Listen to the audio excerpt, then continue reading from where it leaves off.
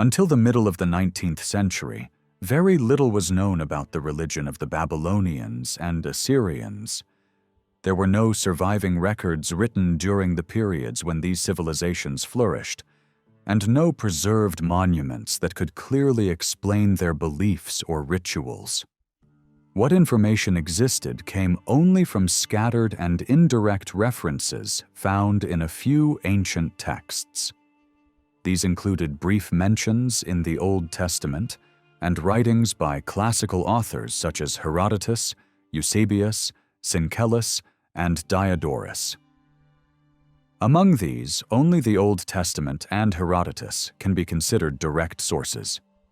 The others mainly repeated material taken from earlier writers, especially Ctesias, who lived in the time of Xenophon, and Berosus, a Babylonian priest active around the era of Alexander the Great. Later authors such as Apollodorus, Abydenus, Alexander Polyhistor, and Nicholas of Damascus depended heavily on Berosus for their information. Almost all of these ancient sources focused primarily on political history rather than religious life.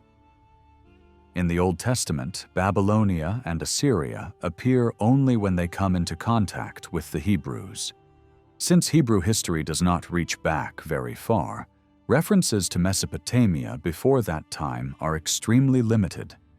They include mentions of the Tigris and Euphrates as rivers of the Garden of Eden, brief notes about Nimrod and his kingdom, and the story of the founding of Babylon, followed by the scattering of humanity.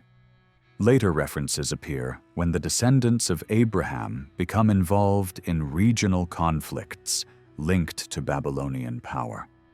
Even then, religion remains a secondary concern. It only appears occasionally, such as in the account of the Assyrian king Sennacherib being killed while worshipping in a temple, or when prophets borrow Babylonian ideas of the underworld to emphasize the downfall of a proud king. Other biblical books offer little additional insight. The Book of Daniel, despite being set in Babylon, provides minimal reliable information about Babylonian religion, and its later date weakens its historical value. The same applies even more strongly to the Book of Judith, which centers on Nineveh but reflects a much later perspective. Rabbinical literature from Palestine and Babylonia contains far more references to Mesopotamian religious practices than the Old Testament. Large Jewish communities lived in Babylonia from the 6th century before this era onward, and religious leaders frequently warned against local customs. These texts mention Babylonian festivals, idols, incantations, and rituals, but always indirectly. Their meaning is often unclear without additional historical context, and their late composition makes it difficult to apply them confidently to early Babylonian religion. The loss of Herodotus's planned history of Assyria is especially unfortunate. He used the term Assyria to describe all of Mesopotamia, both north and south. If this work had survived, it would have been an invaluable source, since Herodotus carefully observed social and religious customs wherever he traveled. Instead, only a few scattered remarks survive within his history of Persia. Among these are descriptions of temples dedicated to the god Bel, a short note on Babylonian burial practices, and an account of rituals connected to the worship of a major goddess. These rituals shocked Herodotus, who did not understand their deeper symbolic meaning. Ctesias offers little help in this regard. His writings on Assyria and Babylonia served mainly as background for Persian history and focused almost entirely on royal successions. Over time, his accounts lost credibility, especially when compared with the traditions preserved by Berosus. The disappearance of Berosus' full history of Babylon is a major loss. As a priest, he had access to temple archives and official records. His work began with the creation of the world and included Babylonian ideas about the origin of the cosmos, a great flood sent by the gods, and the construction of a tower. Much of early Babylonian history was legendary, and stories describing close interactions between gods and humans likely filled his pages. Unfortunately, what survives comes only through later writers. Some passages were preserved by Josephus, while others appear in Eusebius and Syncellus, often filtered through additional authors. As a result, errors and distortions became unavoidable, especially in names and details. Overall, the information provided by ancient literary sources about Babylonian and Assyrian religion is extremely limited. It barely allows for a basic outline and lacks independent confirmation. That situation changed dramatically in the 19th century through archaeological discovery. In 1842, excavations began in northern Mesopotamia under the direction of the French consul in Mosul, Paul-Émile Botta. He focused on large mounds along the Tigris River whose artificial nature had long been suspected. At the site of Khorsabad, remains of a vast palace were uncovered just below the surface. Massive stone sculptures, including winged bulls and lions, guarded entrances, while long reliefs depicted warfare, construction, and religious ceremonies. Inscriptions confirmed that the structure belonged to the Assyrian Empire and was part of the ancient city of Nineveh. Botta's work revealed not only monumental architecture, but also pottery, furniture, jewelry, and other everyday objects. These discoveries opened a new path for understanding Assyrian life and history through original material rather than second-hand accounts. Soon after, Austen Henry Layard expanded the scope of excavation on behalf of the British Museum. Between 1845 and 1852, he explored sites at Nimrud and the main mound of Nineveh, as well as areas farther south in Babylonia. He uncovered multiple palaces and additional buildings, including temples. One of his most important discoveries was a collection of tens of thousands of clay tablets covered in cuneiform writing. These tablets formed a royal library containing hymns, prayers, incantations, myths, epics, historical records, and scientific texts. This library provided direct evidence of Mesopotamian religion and thought for the first time. Further expeditions followed. French and British teams continued excavations, improving knowledge of Assyrian architecture and expanding exploration into southern Mesopotamia. Although some recovered artifacts were lost during transport, important progress was made in identifying ancient cities such as Babylon, Ur, and Erech. One of the most significant findings was the massive stepped temple tower, later confirmed as the structure described by Herodotus. This monument, completed by Nebuchadnezzar in the 6th century before this era, revealed religious traditions that stretched back much further in time. Through these discoveries, archaeology transformed the study of Babylonian and Assyrian religion. What had once been based on fragments and guesses could now be reconstructed using the voices and records of the ancient people themselves. Thanks to his long service as the British consul in Mosul, Rassam was in an exceptionally favorable position to make new discoveries in the mounds of the region.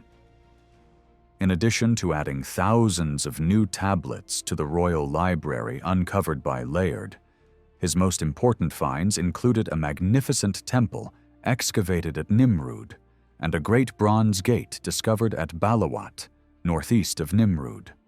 Later, George Smith from the British Museum joined Rassam and Rawlinson. Through his work at Koyunjik, Nimrud, Kala Shergat, and the surrounding areas, Smith acquired a large number of valuable objects for the British collections. Sadly, his death in 1876 during his third visit to the mounds brought an exceptionally brilliant and productive career to an early end. British researchers also extended their work into southern Mesopotamia. In this region, extensive excavations were carried out, especially at Abu Haba. One of the most important results of these efforts was the discovery of a temple dedicated to the sun god. Foundation records showed that the building belonged to a very early period, that it had fallen into ruin over time, and that it was later restored by a ruler who lived in the middle of the 9th century BCE. Further investigation revealed that this site was the ancient city of Sippar. The fame of the temple was so great that later kings competed with one another to make the sanctuary even more magnificent. It is estimated that the temple contained more than 300 rooms and halls, used both as archives and as living quarters for priests. Within the archives of this temple, thousands of small clay tablets were found. These were not literary texts, but legal documents. They included records of house and land sales, trade in agricultural products and textiles, debt notes, receipts, employment contracts, and marriage agreements, documents that reflect everyday life. Since legal practices in ancient Mesopotamia were overseen by priests, temples naturally became centers for the storage of court records. Similar collections were found in almost every mound excavated in southern Mesopotamia. Near Babylon, about 3,000 tablets were uncovered at Jumjuma and added to the collections of the British Museum. Excavations at Borsippa also yielded many tablets. Most were legal in nature, but some were literary texts, and a number of them were exact copies of works from Ashurbanipal's royal library. These discoveries strongly confirmed Ashurbanipal's own statements that he had sent scribes to the southern cities to collect texts produced there. Further south, at a mound called Tello, Ernest de Sarzec, working on behalf of the French government, began excavations in 1877. These investigations have continued to the present day and have revealed temple and palace remains far older than those previously known. Massive diorite statues covered with inscriptions, along with ceramics, tablets, and ornaments, demonstrate that a highly developed civilization existed in this region as early as around 3,500 BCE. De Sarzec's work, carried out with great patience and care, significantly expanded knowledge of the earliest known period of Babylonian history. The finds from Tello were sent to the Louvre, where they formed a valuable southern collection complementing the discoveries from Khorsabad. It is also noteworthy that the United States took part in these major efforts. In 1887, under the leadership of the University of Pennsylvania, excavations were begun at Niffer, located southeast of Babylon and known in antiquity as one of the most famous cities of the ancient world. The work continued for 2 years and was later successfully resumed. A massive temple dedicated to the god Bel was uncovered there. The foundations of this structure date back to a period even earlier than the remains at Tello. Despite the city's many rises and declines, the temple survived, and rulers of every era sought to gain the god's favor by expanding or adorning this sacred place. During major festivals, the temple became a destination for pilgrims arriving from all directions. Visitors demonstrated their devotion by leaving inscribed clay cones and small figurines depicting the god Bel and his consort. The temple archives contained a large number of legal documents, especially dating from between about 1700 and 1200 BCE. This period is considered the city's most prosperous age. Excavations in different layers of the mound made it possible to trace the historical development of the settlement layer by layer. Even after the city was destroyed, it did not completely lose its sacred character and continued for some time to be used as a burial ground. As a result, the history of the settlement can be followed over a span of more than 4,000 years. Through the extensive excavations carried out over the past several decades in the valleys of the Tigris and Euphrates, an enormous body of material has been assembled for tracing the development of Mesopotamian civilization. From the perspective of understanding ancient Mesopotamian religion, these finds can be divided into two main groups. The first consists of written sources: hymns, prayers, incantations, lists of gods, creation accounts, and mythological narratives from Ashurbanipal's library are among the most valuable sources that directly reflect religious thought. Inscriptions set up by kings in temples and historical records also provide continuous information about the gods, their powers, and their influence over human affairs. In these texts, achievements are always attributed to the gods. Military victories, the construction of buildings, or the abundance of game are described as the result of divine protection. Dreams, omens, and signs are seen as evidence of the bond between the gods and humankind. Legal tablets likewise show how closely religion was intertwined with daily life. Oaths were sworn in the names of the gods, and prayers and curses formed an integral part of the texts. The fact that documents were written by priests clearly demonstrates their central role in society. The archaeological finds from the excavations consist of temple structures, altars, sacred objects, and reliefs depicting religious scenes and rituals. Processions in which the gods were carried, scenes of sacrifice and offerings, and symbols engraved on seals reveal both the world of belief and the forms of worship. Although the material recovered is extremely rich, it remains incomplete. Of the more than 100 mounds identified in the Tigris and Euphrates basin, only a small portion has been excavated. Many periods remain obscure, and some centuries are represented by only a few basic pieces of information. Until these gaps are filled, knowledge of Babylonian and Assyrian religion cannot be considered complete. Nevertheless, because religious traditions change more slowly than political structures, the existing evidence already makes it possible to understand a long span of time. The understanding of this written material uncovered by excavations was itself the result of a separate process. The signs found on tablets, stone blocks, and statues are known as cuneiform writing. In its earliest examples, these signs are closer to linear representations of objects. When first discovered, it was not known which language this script represented. However, similar inscriptions found at the ruins of Persepolis in Iran made it clear that different types of writing corresponded to different languages. After long and painstaking work, these scripts were deciphered, and the voice of Mesopotamian civilization, after thousands of years, became audible once again. The first breakthrough came through proper names.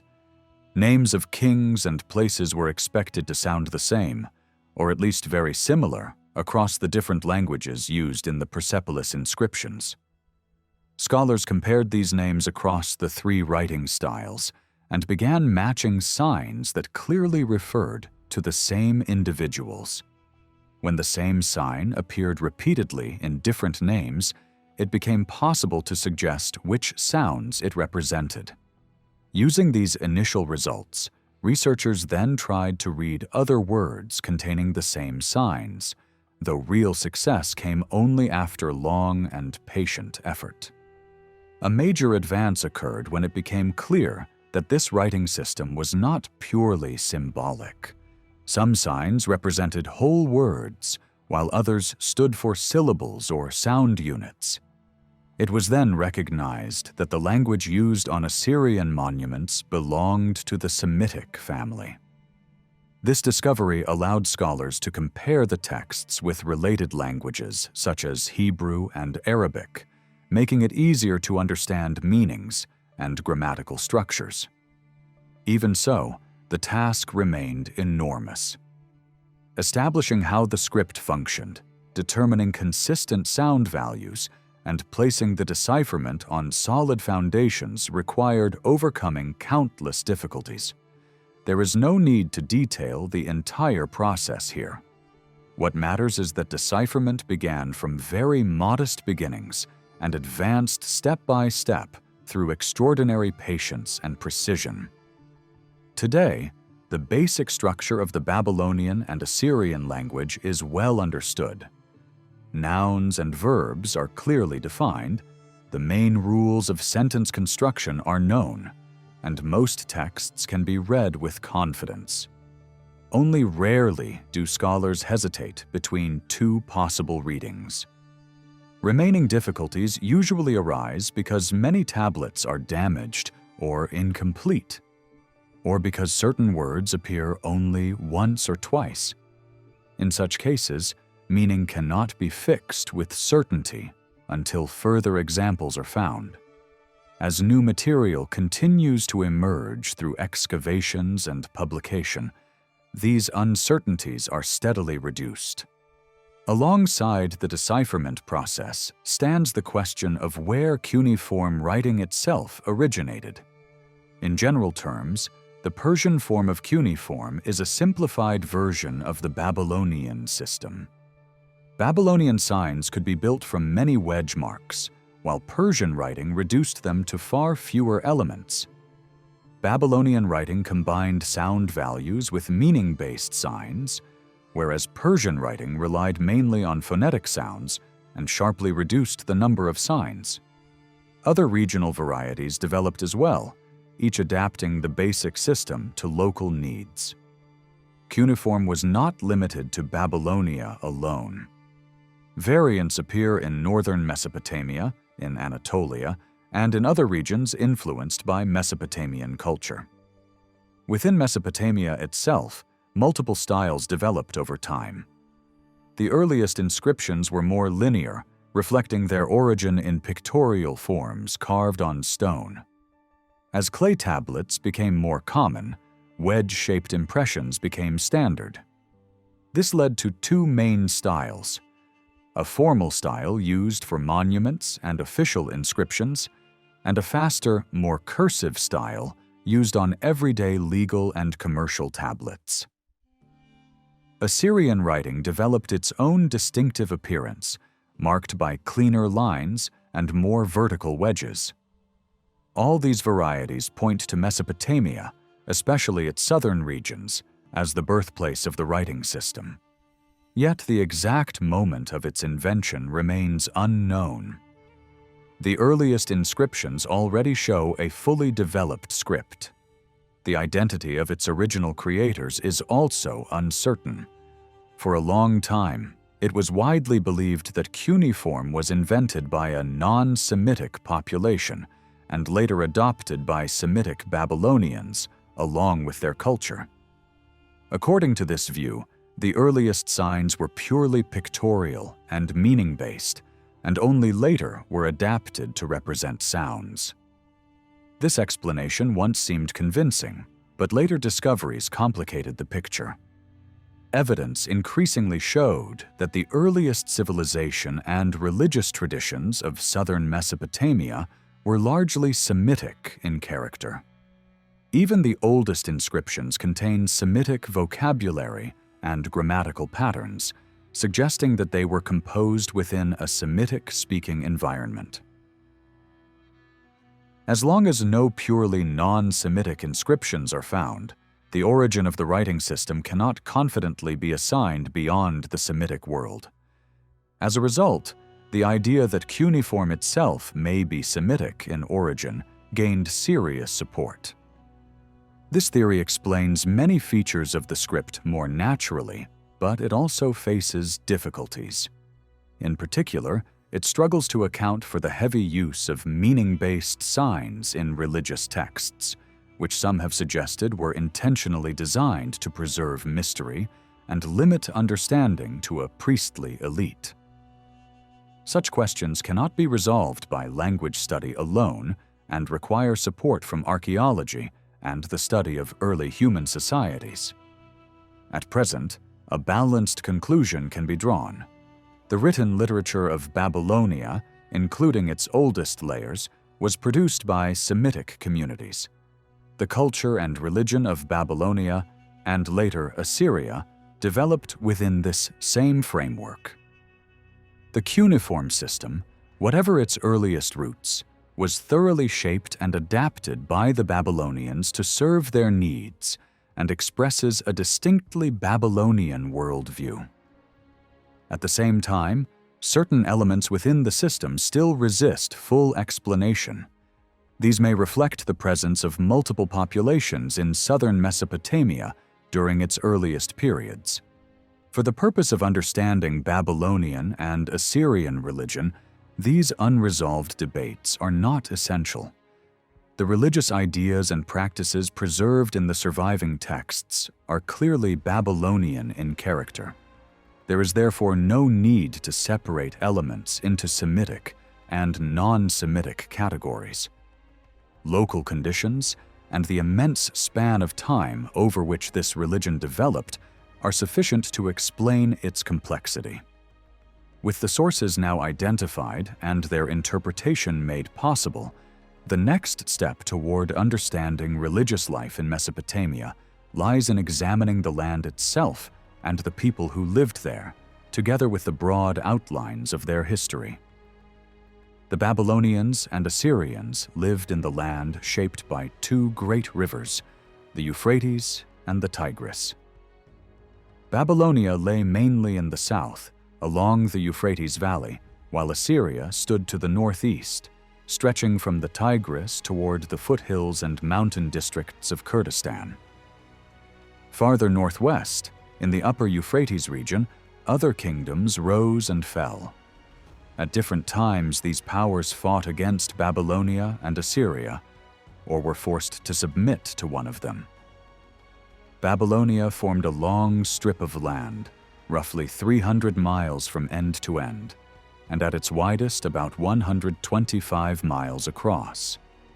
Its total area was around 23,000 square miles. Assyria covered a much larger space, with a length of about 350 miles and a width that could range widely, reaching far beyond the Tigris Valley. In strict geography, the name Mesopotamia properly belongs to the zone between the Euphrates and Tigris north of their meeting point near Baghdad, continuing up toward the Taurus Mountains. The lands south of Baghdad down to the Persian Gulf are more accurately described as the Euphrates Valley, while the region east of the Tigris from Baghdad up toward the Kurdish mountains forms another natural section.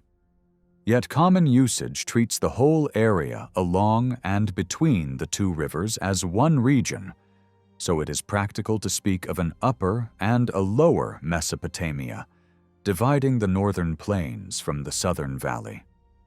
Everything in this world depended on the two rivers. The Euphrates, known in older pronunciation as Purat, was the slow and steady river. It rose in the Armenian highlands not far from Erzurum and flowed with a calm, almost stately character until it met the Tigris in the far south. Together, they continued as a single waterway toward the Persian Gulf. In the mountains, the Euphrates took in many tributaries, but once it left the highlands and entered the plains, it received very little new water. For a long stretch, it actually lost water into marshlands that spread on both sides. When the river reached the deep alluvial soils of the Babylonian south, Its flow weakened further because canals carried large amounts of its water outward into fields. Although the Euphrates ran for about 1,800 miles, it was navigable only in short sections. Rapids in the north and sandbanks in the south made long-distance travel difficult. For that reason, it never became a major trade highway. River travel was limited to floating rafts downstream for part of the route, or using simple boats and bitumen-coated wicker vessels to cross from bank to bank. The Tigris was different in almost every way. Shorter than the Euphrates, it moved faster, and its very name carried the idea of speed. It also began in Armenia, but it cut through mountain valleys for longer and gathered tributaries more frequently. Its volume increased steadily both before and after it reached the plains, and it kept much of its force even as it approached the southern lowlands. The Tigris wandered closer to the Euphrates, then pulled away again, before finally joining it at a place called Korna. Unlike the Euphrates, the Tigris could be used for navigation across most of its length. Large rafts could float down from Mosul toward Baghdad and farther south, and even small steamers in later times managed to go well into the northern reaches. In practice, the Tigris served as Mesopotamia's main route for trade and contact with the wider world, linking the riverlands to regions as distant as Egypt, India, and the Mediterranean. Travel upstream, however, remained extremely hard. Traditional rafts, supported by inflated animal skins, could not fight the strong current, so they were dismantled upon reaching major southern cities, while the skins were carried back north by land. The two rivers also mirrored the contrast between the northern and southern halves of the region. Upper Mesopotamia, bounded by the Armenian highlands, the Taurus Mountains, and the Kurdish ranges, kept a rougher, more broken landscape, especially on the eastern side. Near the Tigris below Mosul, the Kurdish mountains run close to the river, and between the two rivers, smaller ridges and rocky outcrops appear. Farther south, the land changes. The hills fade away, the plains open wide, and the soil becomes deep and rich. Seasonal flooding during the rainy months spreads water and silt across the land and creates an extraordinary fertility. These floods followed a rhythm. The Tigris usually began rising early in March, peaked around May, and eased by mid-June. The Euphrates rose from mid-March into early June, but it took much longer to settle back into its normal state. Its floods could be more violent, turning wide areas into a temporary inland sea, especially in the south. Over time, the force of these floods altered the river's course, so some ancient towns once on the riverbanks now lie far from the main channel. In the far south, another slow change was taking place as well. Sediments built up steadily, pushing the coastline outward and reshaping the lower landscape. This gradual buildup helped create the modern pattern where the two rivers join before reaching the sea, instead of entering separately. Climate also differed sharply between north and south. Upper Mesopotamia had colder winters, with snow that could last for months. When the dry season arrived around May, intense heat followed and lasted until autumn rains began. In the southern Euphrates Valley, the dry season heat could be extreme, with weeks or even months of cloudless sky. Yet people accustomed to the region often endured that heat better than the cold of winter, which could feel surprisingly harsh to outsiders. In this setting, the Euphrates was the lifeline of Babylonia, while the Tigris shaped Assyria. The Euphrates made the South's early prosperity possible.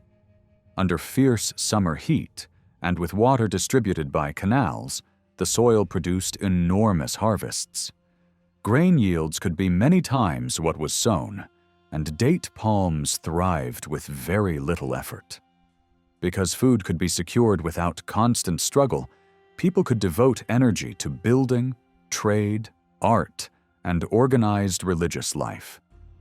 The key was managing water, raising embankments, digging channels, and protecting fields from destructive flooding. Assyria did not enjoy the same easy abundance.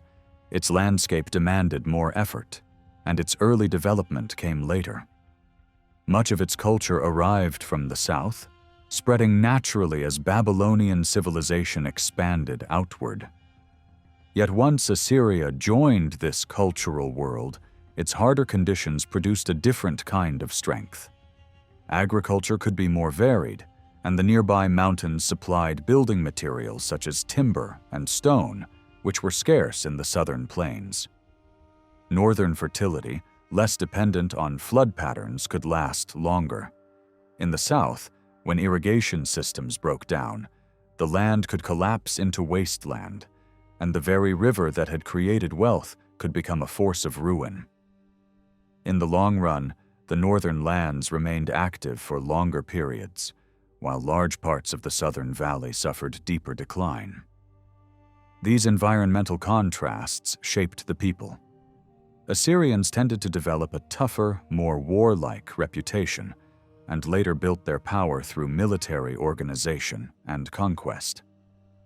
Babylonians, while fully capable of ambition, were often more closely linked with trade, craftsmanship, and a steadier civic life. Still, their shared features outweighed their differences. Both belonged to the Semitic world and to closely related branches within it.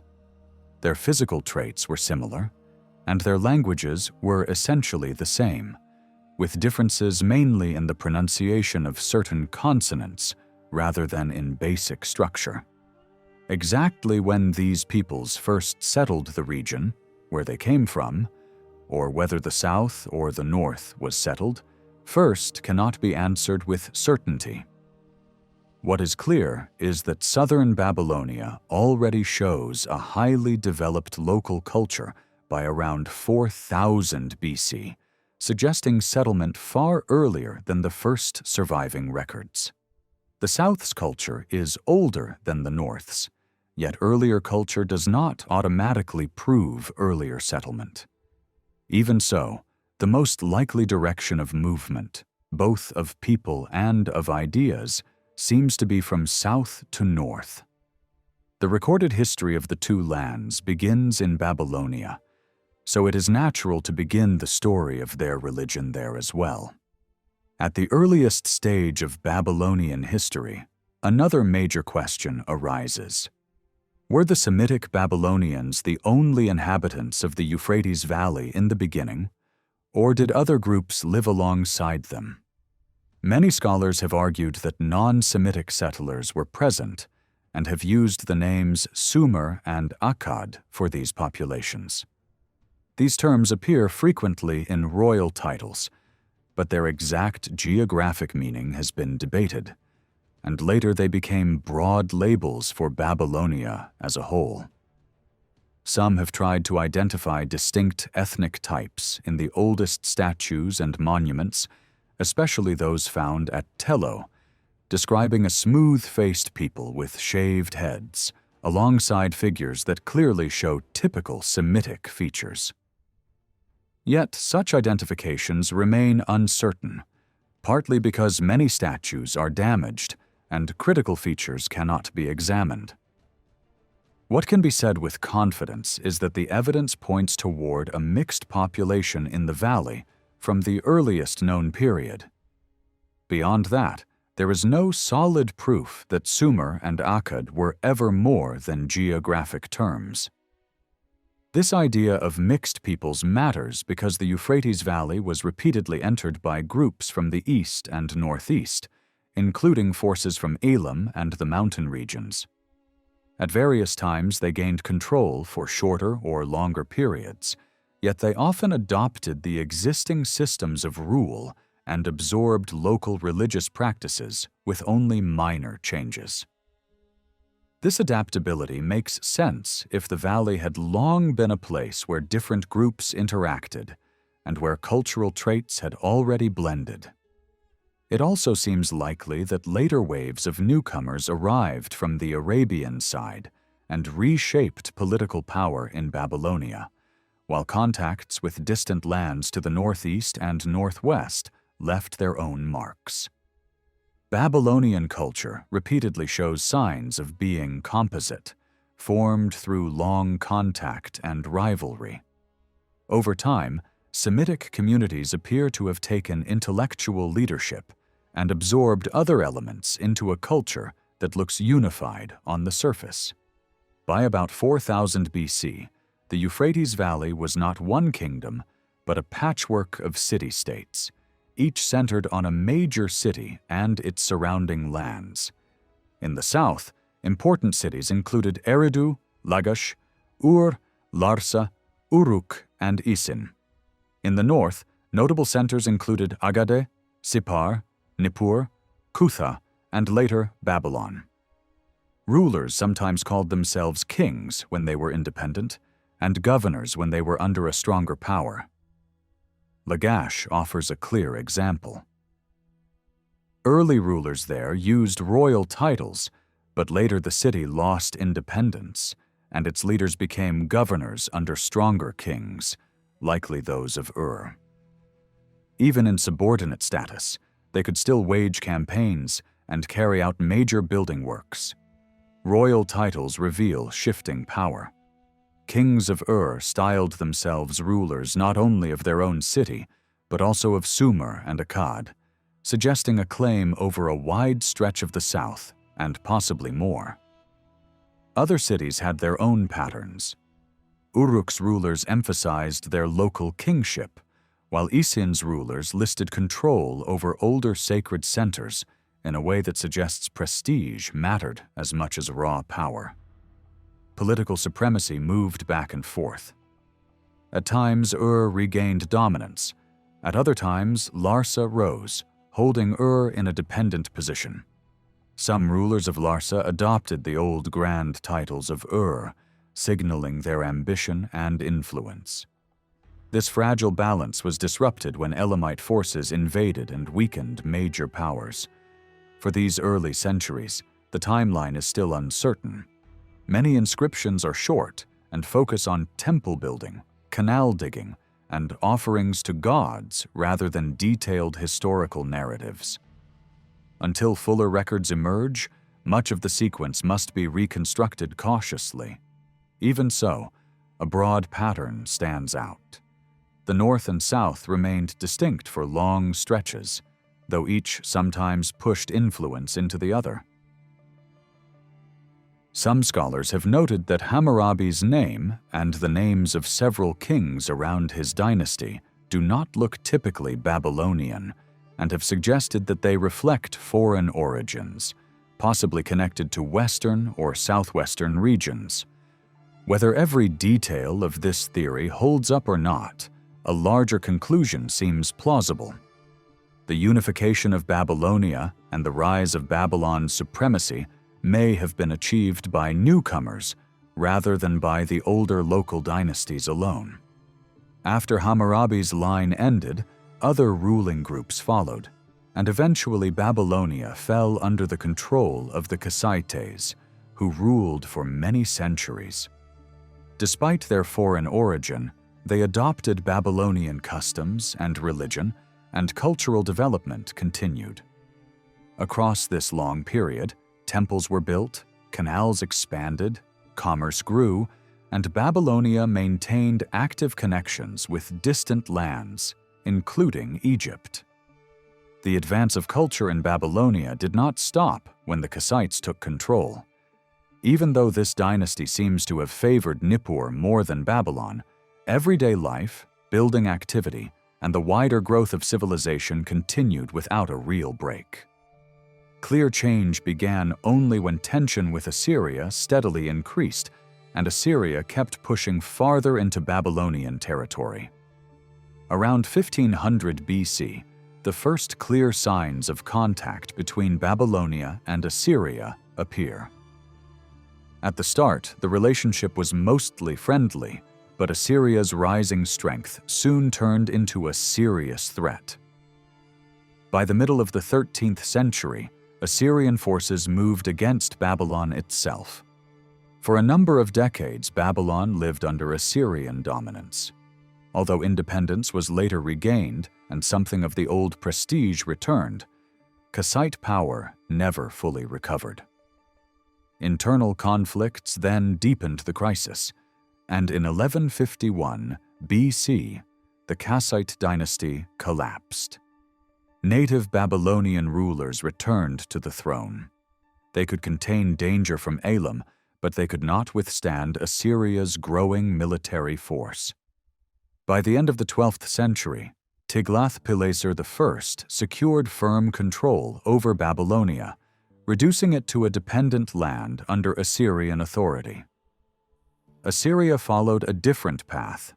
From its rise to its fall, it was defined by war and expansion, driven by the aim of building power through constant campaigns. Its story can be traced back to around 1800 BC, when rulers based in the ancient city of Ashur began to emerge as a force. As in Babylonia, the state grew outward from its central city until it controlled Assyria itself. It then reached toward the eastern mountains and pressed westward as well, where it faced another great power. Egyptian armies were campaigning in Asia around the same time, and with support from the Hittites, who held strong positions near the Orontes, they managed to block Assyria's western advance for centuries. While that front remained difficult, Assyria still gained enough strength to strike southward toward Babylonia. Once the conflict between north and south began, it continued for generations. There were occasional pauses, brought about by temporary peace agreements, but the struggle always returned. By the end of the 12th century, Assyria under Tiglath-Pileser I gained the upper hand and secured control over Babylonia. Assyrian kings added the title ruler of Babylonia to their long list of claims.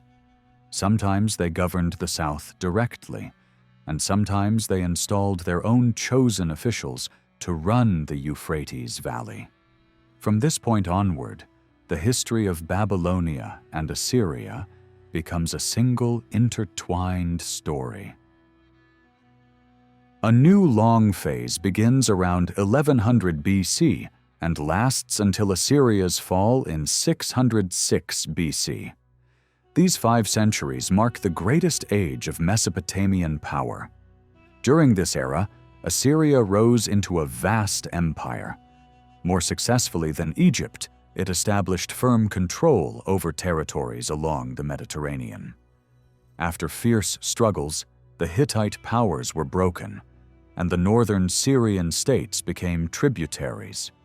Phoenician cities were forced into submission. The kingdom of Israel was conquered, and Judah survived only by accepting harsh terms and living under heavy pressure. Assyrian influence spread far to the northeast as well. Babylonia sometimes tried to rebel, but each attempt usually ended in further weakening, so that the south kept a separate identity mostly in name. Even in this age of Assyrian domination, the cultural heart remained Babylonian. The south passed on its legacy to the north. Babylonian sanctuaries served as models for Assyrian building. Texts preserved in the sacred cities of the south were copied by Assyrian scribes and carried into the royal palaces. At the same time, Assyria's political center moved northward. Ashur lost its leading role when Kala became the capital in 880 BC, and later, Nineveh replaced Kala as the empire's main seat in the middle of the 8th century. Under Ashurbanipal, who ruled from 668 to 626 BC, Assyria reached its peak. Armies pushed as far as the Nile, achieving the old ambition of direct influence over Egypt. Alongside war, Ashurbanipal promoted learning and literature and turned Nineveh into a center of scholarship as well as power. A vast collection of Babylonian writings was gathered and organized, and the capital was filled with grand buildings. At that moment, Assyria seemed unstoppable. Yet the blow that brought it down came quickly and from an unexpected direction. After Ashurbanipal's death, large northern groups known in later tradition as the Cimmerians and Scythians moved south and shook the political order. Their numbers, strength, and brutality created a danger that Assyria struggled to contain. The sources for the empire's last years are limited, but one fact stands out. Soon after Ashurbanipal died, Babylonia managed to break free from Assyrian control, a sign that Assyria had already been weakened. Once Babylonia succeeded, other enemies grew bolder. The Medes, a strong power to the east, joined with Babylonia. After several combined attacks, Nineveh was finally taken under the leadership of Kyaxares. The city was captured and burned, and Assyria collapsed. Across the Eastern world, a sense of relief followed. A power that threatened to crush the independence of many peoples had been removed. Contemporary Hebrew voices even pictured nature itself celebrating the end of Assyria. Assyria's core lands passed into Median hands, but Babylonia, now firmly independent, inherited much of Assyria's ambition. Its greatest king, Nebuchadnezzar II, sought to make Babylon the leading power of the world, as Nineveh had been before. He campaigned westward, subdued Judah, and pushed toward Egypt in an effort to secure supremacy. Yet he also became famous as a builder. Temples were restored and enlarged across Babylonia. New sanctuaries were raised in many cities. Babylon's walls were strengthened, and major construction along the riverbanks reshaped the capital. These works helped place Babylon among the most celebrated cities of the ancient world. The Second Babylonian Empire, however, did not last long. Ambition rose quickly, and the fall came just as fast. Internal struggles revealed weakness at the heart of the state. Nebuchadnezzar's son was murdered in 560 BC, only 2 years after taking the throne. The next ruler reigned briefly, and after his death, an infant heir was removed. A high official named Nabonidus then took power despite lacking royal lineage. Around 550 BC, news reached Babylon that Cyrus, ruler of Anzan, had defeated the Medes, captured their king Astyages, and joined their lands to his own, laying the foundation for what would become the Persian Empire. With the Medes defeated, Cyrus now controlled Assyrian territory, and the next target was Babylonia. Nabonidus understood the danger, but his efforts to prepare resistance failed. Civil unrest divided the country. Loyalty between regions weakened, and even inside Babylon a faction formed against the king. In short-sighted hope, some welcomed Cyrus's approach. Under these conditions, Babylon fell with little struggle. In the autumn of 539 BC, Cyrus entered the city in triumph, and the population greeted him with public celebration, even though this marked the political end of a great empire. From this moment, the political and religious story of Babylonia and Assyria reaches its ending point. Cyrus tried to keep local customs and worship running as usual, but a new spirit had entered the land. The official faith of the new rulers differed sharply from the old beliefs still alive in Babylonia, and that difference inevitably limited further development of Babylonian worship. Respect shown to Babylonian gods served political aims more than deep conviction. Even so, many rituals continued for a long time, and when the old religion eventually faded under later Greek, Roman, and Arab dominance, it left traces behind in popular beliefs and stubborn traditions. Yet, as a historical system, the religion effectively ends with the fall of the Second Babylonian Empire. The religious world being studied therefore stretches from about 4000 BC to the middle of the 6th century BC. Its development follows the same broad path as the region's civilization and political history. Because the land itself divides naturally into Babylonia and Assyria, the religion can also be approached in two connected parts. The story begins in Babylonia, because the earliest records come from the south. Worship practices in Babylonia and Assyria often look similar, but the personalities and roles of the gods developed differently in the two regions. Later, when Assyria dominated the south, Assyrian pressure and influence added new tones to Babylonian religion that were not present in earlier centuries. Political change also shaped which gods rose in prominence at different times, both in Babylonia and in Assyria. For that reason, the subject is best organized in two ways: by geography and by history. First come the beliefs and the divine world that took shape during Babylonia's earliest phases, up to the point when Assyria effectively brought Babylonia under control. Next comes the distinct religious profile of Assyria in the northern lands. After that, the story returns to Babylonia during the period when the two realms were bound together under Assyrian dominance. Finally, the late religious developments of the Second Babylonian Empire can be described. Beyond these historical stages, other sides of religion also deserve attention. Ritual practice changed less with politics than might be expected, while religious literature and sacred art were largely created in Babylonia. Because of that, those topics do not need to be divided by region in the same way. The oldest Babylonian religion that can be traced shows a blend of two forces working together. One was the worship tied to nature itself, and the other was worship rooted in local communities and their towns. Like many early societies, the Babylonians began with a worldview in which life and spirit were believed to exist everywhere. Nature was not seen as dead matter. Trees, stones, plants, storms, rain, wind, thunder, lightning, the sun, the moon, and the stars were all thought to carry living power. From that belief came the idea of countless spirits.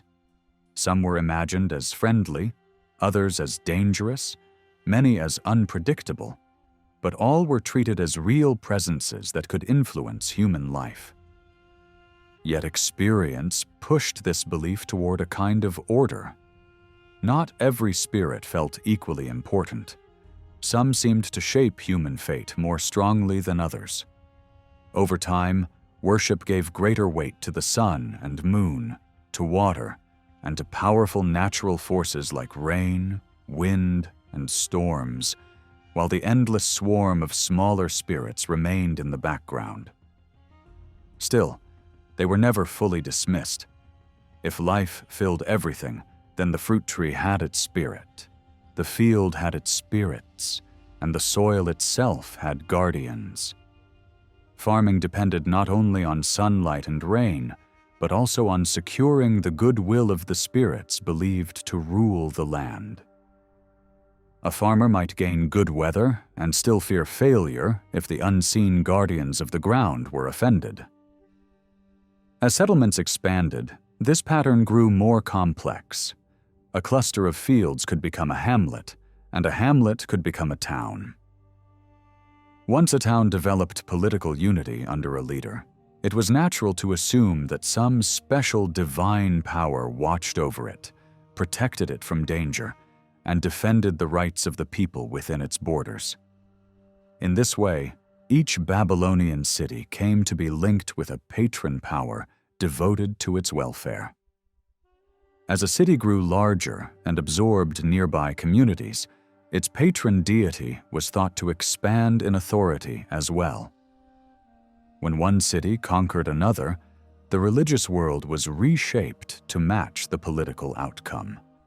The defeated city's deity might be treated as the servant of the victor's god. Sometimes the relationship was described like a family hierarchy, with the conquered power placed beneath the conqueror like a son beneath a father. When two cities joined peacefully, their gods could be described as allies, or even as partners joined like husband and wife, reflecting the union of the communities themselves. Through centuries of these changes, a selection emerged from what had once been an almost endless universe of spirits. Early belief tended to treat spirits as largely equal in status, but political growth and social change created a hierarchy. The most powerful natural forces rose to the level of major gods. Lesser spirits were pushed into lower ranks, more like scattered supernatural beings than central objects of worship. Only certain local guardians, especially those tied to major cities or wide districts, gained full divine standing. In many cases, a city's patron could be linked to a heavenly body such as the moon, the sun, or a star, since these were thought to guide human destiny.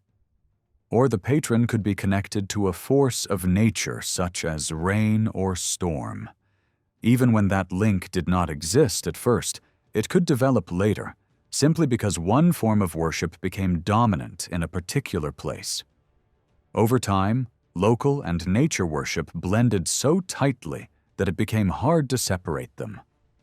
Often, it is unclear whether a city's god began as a local guardian spirit or as a personified natural power attached to that region from the start. With that background in mind, attention can turn to the oldest Babylonian gods as they appear in the earliest surviving records. The most useful evidence comes from early inscriptions, especially those left by rulers and officials. Many of these texts were placed in temples or carved onto objects dedicated to deities as offerings. They were not usually long narratives, but records of devotion, construction, gifts, and religious duty. Such historical inscriptions have an advantage because they can often be dated, at least approximately, which allows a clearer sense of how the Babylonian divine world changed over time. Purely religious compositions can be added only when they fit the picture supported by the dated material. When the earliest inscriptions are examined from the period before the Babylonian states were united under Hammurabi, a long list of divine names appears.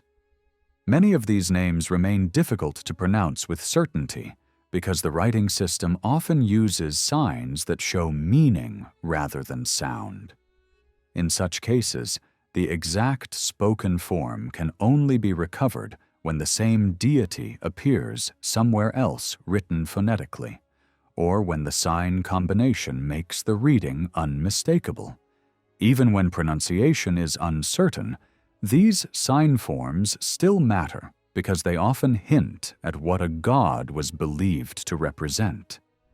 The signs can reveal the role and character attached to a deity in early thought. Among all these early gods, one stands out as especially ancient and influential. He is known later as Bel, meaning the Lord above all others, but in the oldest material, his name appears as Enlil. In later Babylonian theology, Enlil is described as the Lord of the lower world, a ruler over the forces and powers connected with the inhabited earth and what lies beneath it.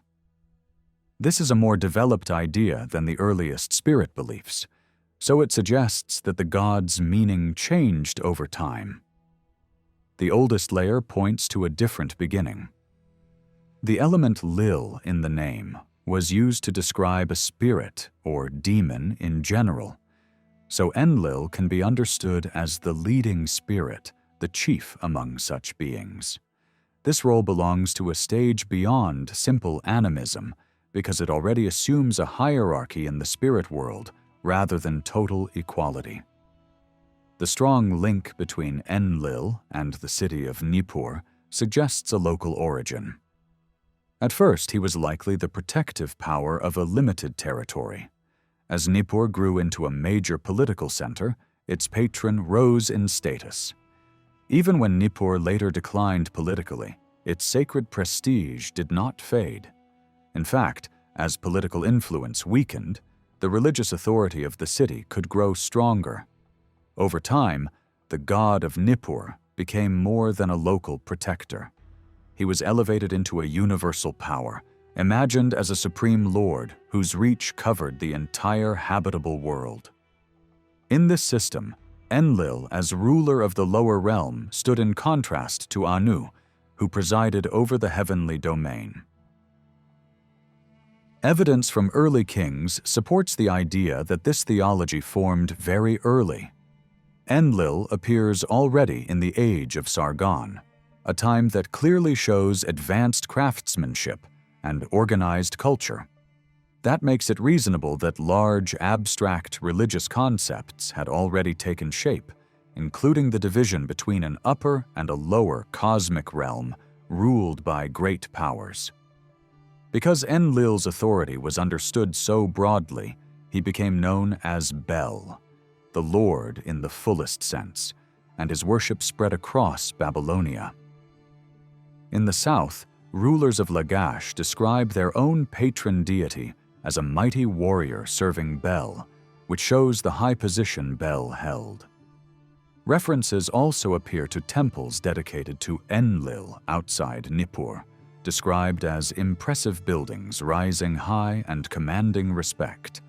Yet Nippur remained the center of his cult. The city became known as the Land of Bel, and his main sanctuary there was celebrated through all of Babylonian history. Generations of rulers took pride in repairing, enlarging, and restoring this temple. They measured devotion by the work done for Bel's sacred house. Kings from different cities also honored him, sometimes offering costly goods as trophies of victory. Even in later centuries, when Babylon's patron god rose to supreme rank, the highest compliment was to attach the title Bel to that god as well.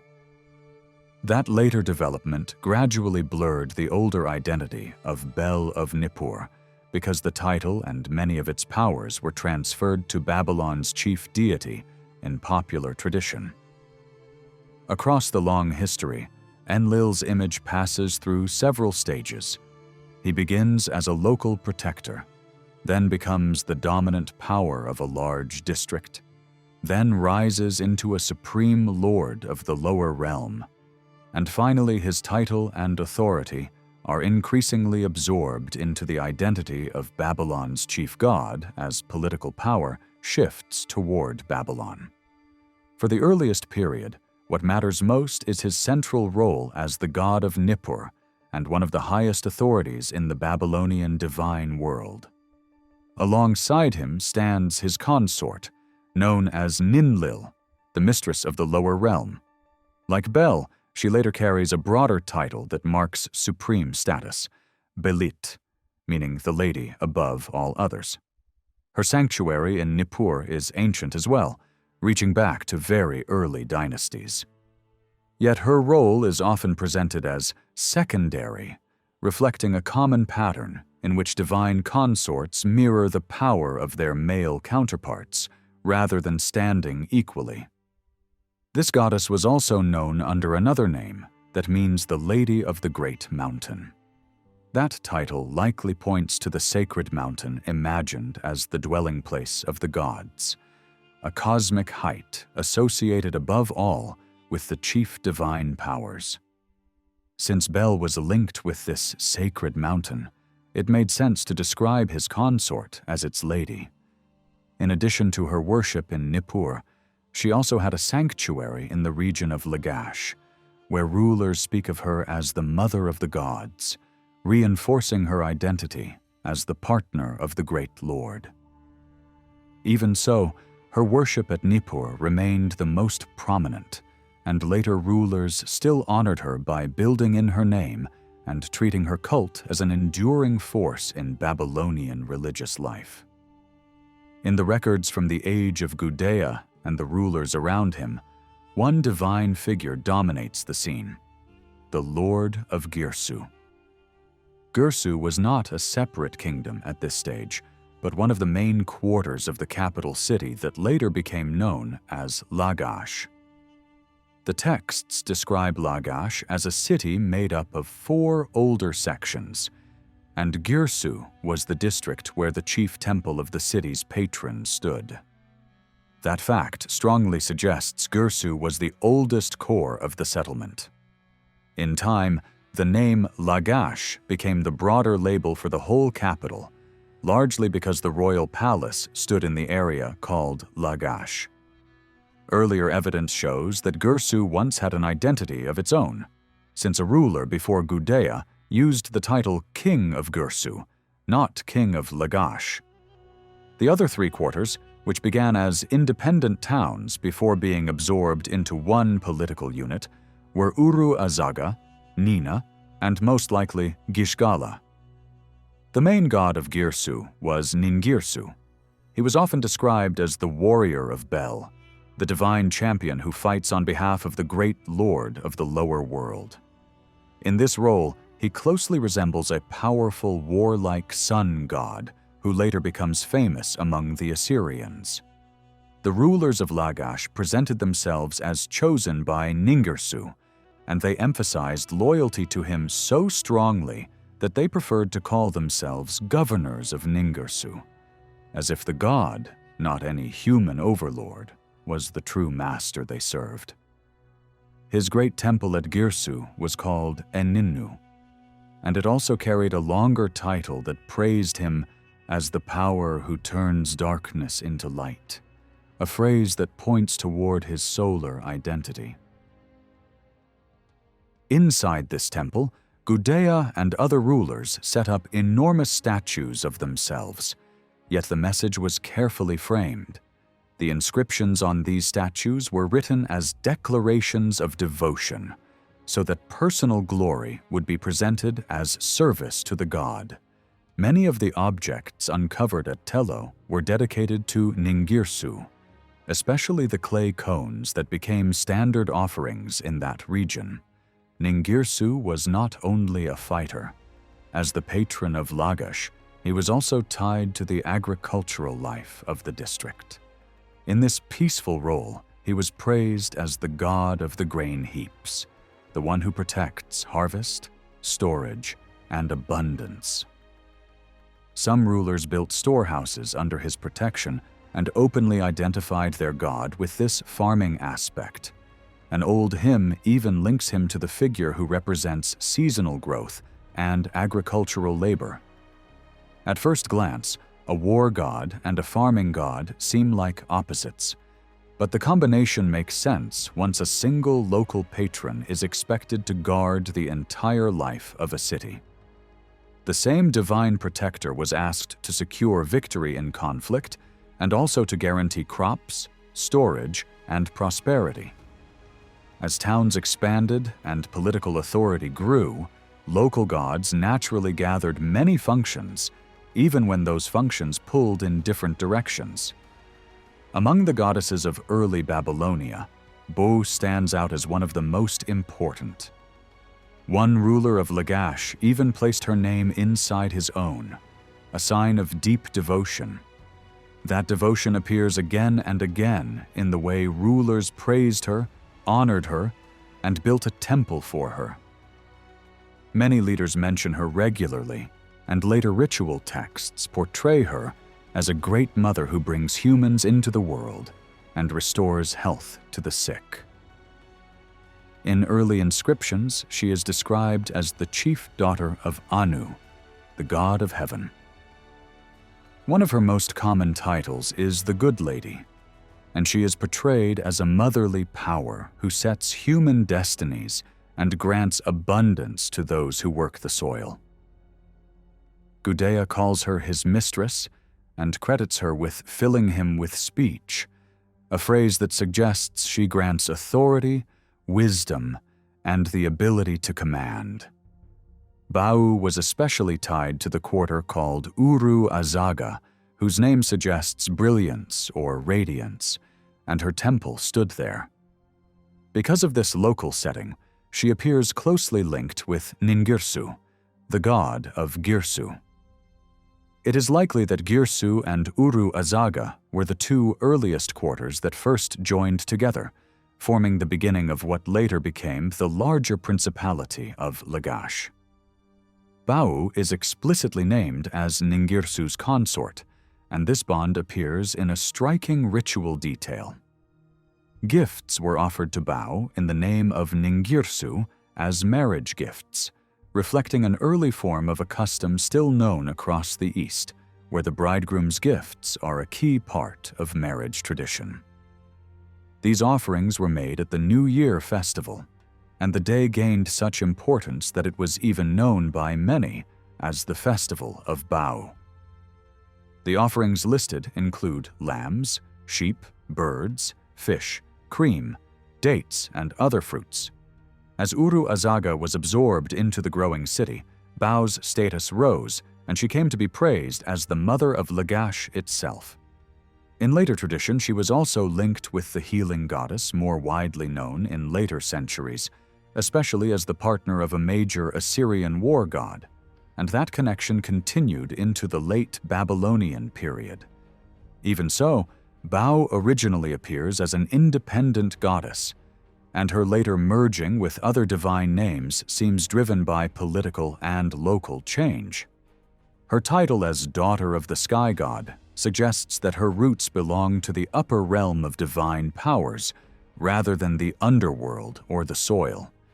Some later guesses tried to tie her to a primeval watery chaos, but solid proof for that identification is lacking.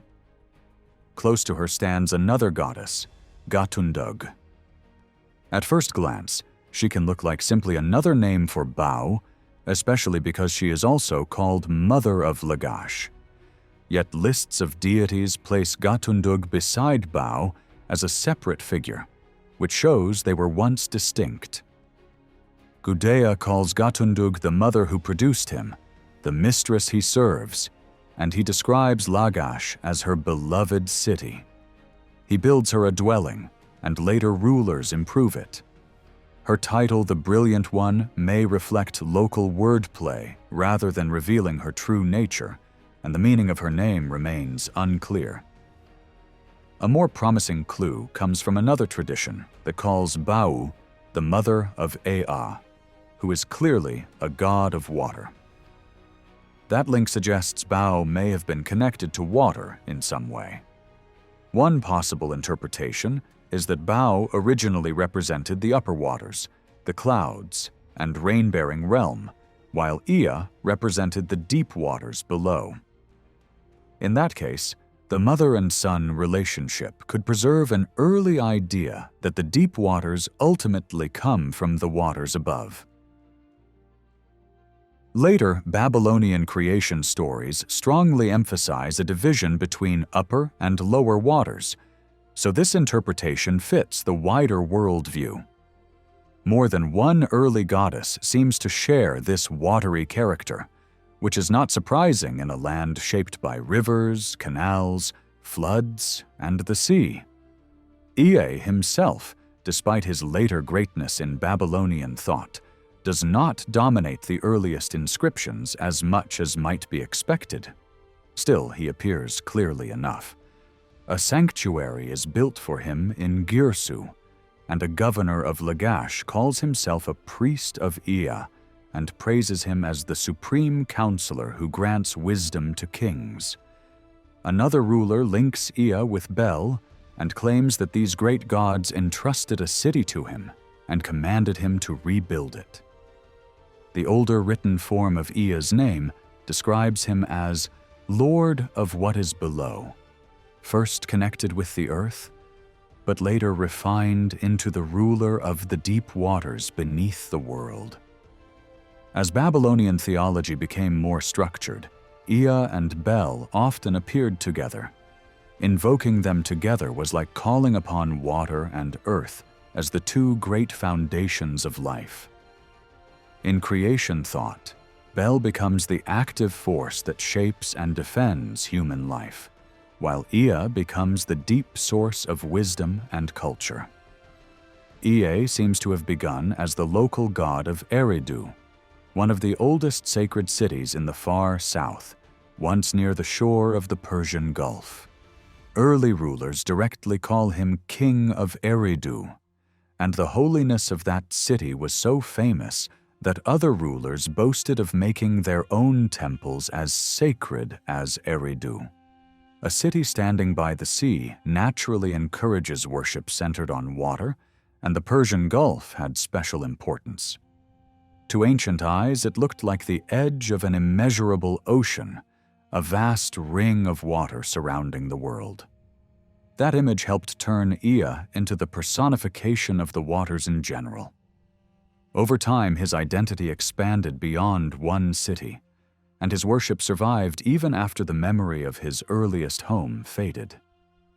Yet traces remained, as when rulers built sanctuaries for Ea in other places and still called him King of Eridu, signaling that the shrine was an honor offered to him, not his true residence. There were many water-related gods in Babylonia because life depended on canals, streams, and irrigation. Every waterway could gain a protector, so as the canal network expanded, the divine roster grew. Ea himself collected many titles and names, and some of these began as separate gods who were later absorbed into Ea's identity. One such name was Ninagal, a figure tied to great strength and later connected to metalwork and the craft of smiths. Early texts suggest Ninagal may once have been independent, only later being folded into Ea's broader sphere because of overlapping functions. In this way, older gods could vanish as separate beings, leaving behind only their names as labels attached to a larger and more famous deity. A very different figure was Nergal, the patron god of Cutha, a city not far from Babylon. His famous temple is mentioned early, and its reputation became so strong that Nergal was sometimes described as the god who rises from that temple. Across many centuries, he remained closely linked with Cutha, always remembered as its god. Even when people from Mesopotamian cities were moved into foreign lands, they carried their local worship with them, and records from outside the region still recall that the people of Cutha honored Nergal. His cult was not limited to his home city, though. Rulers from other centers worked on his temple and showed devotion to him, which proves his importance across a wider area. Nergal's name was understood as pointing toward a great dwelling place, and early tradition already describes him as King of the Netherworld. In Babylonian thought, the underworld was often imagined as a vast house, the common destination of the dead. Yet Nergal was not only an underworld ruler, he was also the force behind mass death in the living world, especially through war and plague.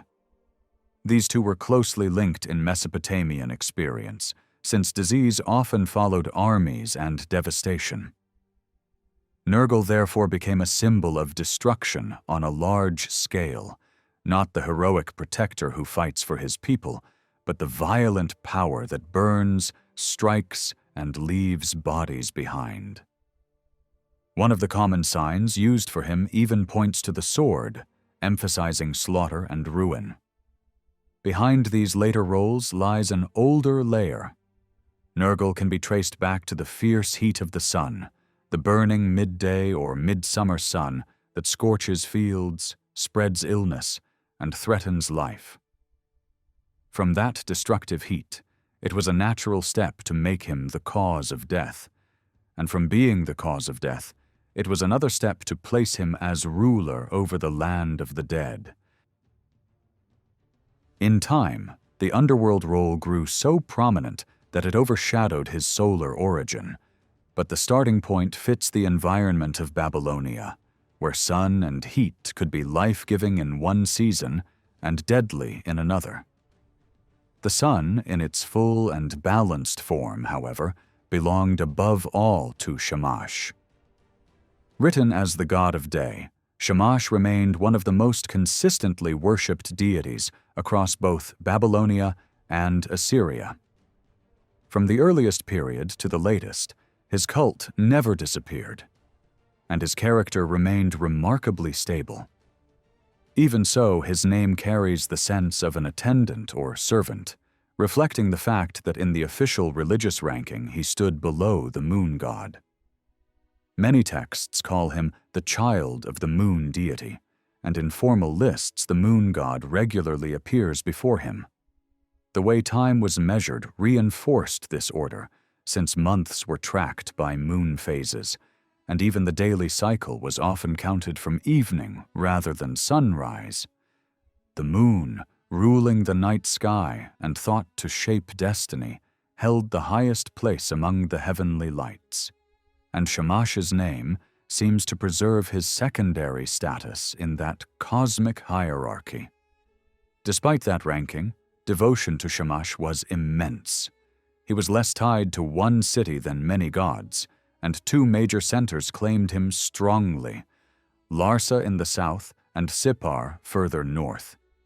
Both had famous sun temples known by the same name, meaning House of Radiance, which suggests a historical connection between the two sanctuaries and perhaps the spread of the cult from one to the other. The evidence does not allow certainty about which came first. Yet Sippar eventually surpassed Larsa in fame and remained the greatest center of sun worship well into the final centuries of Babylonian independence. Later rulers, sensing crisis and decline, still turned to Shamash and restored his ancient temple in the hope that the great judge and shining protector would grant safety when political power began to collapse. In the early days at Ur, the sun god was honored alongside the moon god. A ruler from the Isin line, Eanatum, speaks of two sanctuaries built there for the sun, and later another king, Rim-Sin of Larsa, mentions a third building at Ur dedicated to both the moon deity and the sun deity together. The titles used for the sun god in these early sources show how people imagined his role. He is called both king and shepherd.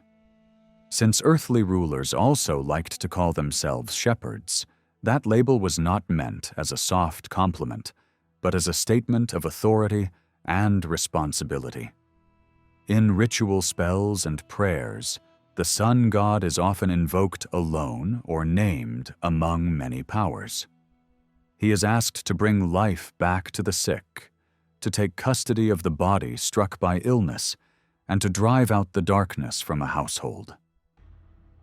Darkness here means misfortune, fear, and disorder, so the sun god is approached as a force that restores safety.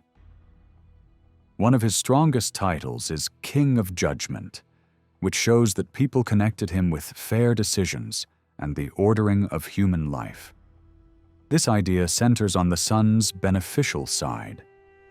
The sun god is praised as the giver of light and life, the power that keeps fields productive and protects human well-being. When his favor is present, society is stable and the land prospers. When his favor is withdrawn, confusion and ruin follow for both the individual and the state. Above all, he is celebrated as a judge. Many hymns picture him seated on a throne in a chamber of judgment, receiving human pleas and deciding destinies. He frees prisoners, heals the sick, and can even restore the dead to life in the language of devotion. At the same time, he ends wrongdoing, crushes enemies, strengthens the weak, and prevents the strong from abusing their power. Because he stands as the supreme judge, the idea of justice becomes tied to him. His light turns into a symbol of righteousness, while darkness becomes a symbol of wickedness.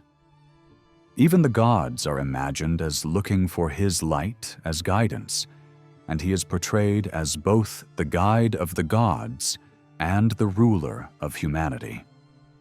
Not every detail of this rich portrait is explicitly spelled out in early dated records, but there are good reasons to think the core of it existed long before later political unifications. The ideas do not feel like late inventions shaped by new empires. They match the level of thought already seen in other deities of the same era. Still, because the exact dates of many religious compositions are uncertain, it is wise to treat the later hymns with care when using them to describe the earliest centuries. The same sun deity also appears under different names. Two of these older names are Utu and Babar. Babar has a clear meaning in Semitic speech and can be taken as an actual spoken name rather than just a written label. It means the brightly shining one, a fitting title for the sun, and a phrase often used in devotional language. The name Utu is less certain, but it likely points to the same idea: the sun as the one that shines forth and reveals. Multiple names for one god are best explained by geography. Different towns used different names for the same divine power, and only later did people fully insist that all of them referred to one being. Once the country became more united and religious thinking more organized, the name linked to the most famous center of worship tended to dominate, while the others faded into poetic titles. It is very possible that the name Shamash belonged especially to the sun god at Sipar, while Ur may have preferred the name Utu. A king of Ur uses Utu even when referring to the sun temple at Larsa, which makes sense if rulers carried their home naming habits with them. Later, Hammurabi uses Utu for the sun god at Larsa as well, suggesting that the name had real local weight there. In contrast, Sargon calls the sun god of Sipar by the name Shamash, which supports the idea that different centers preserved different traditional names. This kind of patterns appears throughout Mesopotamian religion, though it is not always as easy to trace as it is with the sun. A female figure often appears beside the sun god in ritual texts, known as Aya. She is especially tied to the sun cult at Sipar. She has little independent personality in early sources and is mainly presented as the beloved partner of the sun deity. In dated historical records, she barely appears, and in the early period, she is mentioned only rarely. Her name is uncertain, and later scholars offered different guesses about how it was pronounced. What matters for understanding her role is that she functions as a title meaning lady or queen. She was likely once an independent divine figure linked to the sun in a particular place. Instead of remaining a separate sun deity, she gradually became treated as the sun god's partner, a weaker reflection placed beside him. This kind of transformation could happen when two neighboring communities merged. A divine figure from the smaller community could be absorbed into the stronger cult, not as an equal, but as a companion. Early Semitic religion also did not always draw a strict line between male and female divine forms. In very old writing, the same sign could mean lord or lady, and some deities could appear as male in one context and female in another. Strength and dominance often determined gender in religious imagination more than biology. The moon god was known at Ur by the name Nanar, a name that means the one who gives light. The meaning closely mirrors Babur, the shining one, and that similarity fits their roles as moon and sun. Ur became the most famous center of moon worship, likely the oldest major city devoted to him. Moon worship was not limited to Ur, but the reputation of Ur made its version of the cult overshadow the others. The moon held a higher rank than the sun in Mesopotamian thinking. Time was measured by the moon's phases. The day was often counted from evening, and the moon was seen as the master of the starry sky and a power over fate. For these reasons, the sun was sometimes described as the moon's child in later tradition. The moon's steady cycle made it a practical guide for human life, and it connected the moon god to both heaven and earth. Because he ruled the night sky, he was imagined as belonging to the sky god's realm, and he was symbolically described as the offspring of the sky. Artists often showed him with the crescent as a crown, and he could be pictured with a long beard described with the deep blue color of lapis lazuli. One common title presents him as the Lord of the Crown. At the same time, his influence on the earth was linked to timekeeping and even to the tides, so he was also tied to the lower world in the sense of earthly life and order. The great temple at Ur drew attention from many rulers who boasted of building, restoring, and enlarging it. The bond between city and deity became so tight that the god could be called simply the god of Ur, and the city could be described as the city of Nanar.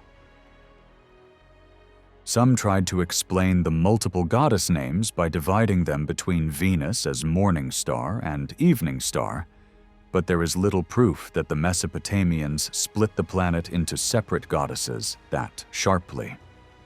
A simpler explanation fits the wider pattern. Different cities used different names for the same divine figure, and the names merged once the pantheon became more organized. Ishtar is praised as brilliant and is addressed as the mother of gods, a sign of supreme status among female deities. Her titles present her as Mistress of Lands and Mistress of Mountains, and in many places she becomes simply the goddess. In Assyria, Ishtar also becomes deeply tied to war. That warlike identity is not purely Assyrian, and can be traced in Babylonia as well before Assyria reaches full power. How the goddess gained such a violent character is complex. In some ritual texts, she appears gentle and healing, called upon to lift sickness and suffering. In other famous stories, she is fierce, punishing those who resist her and bringing wasting disease.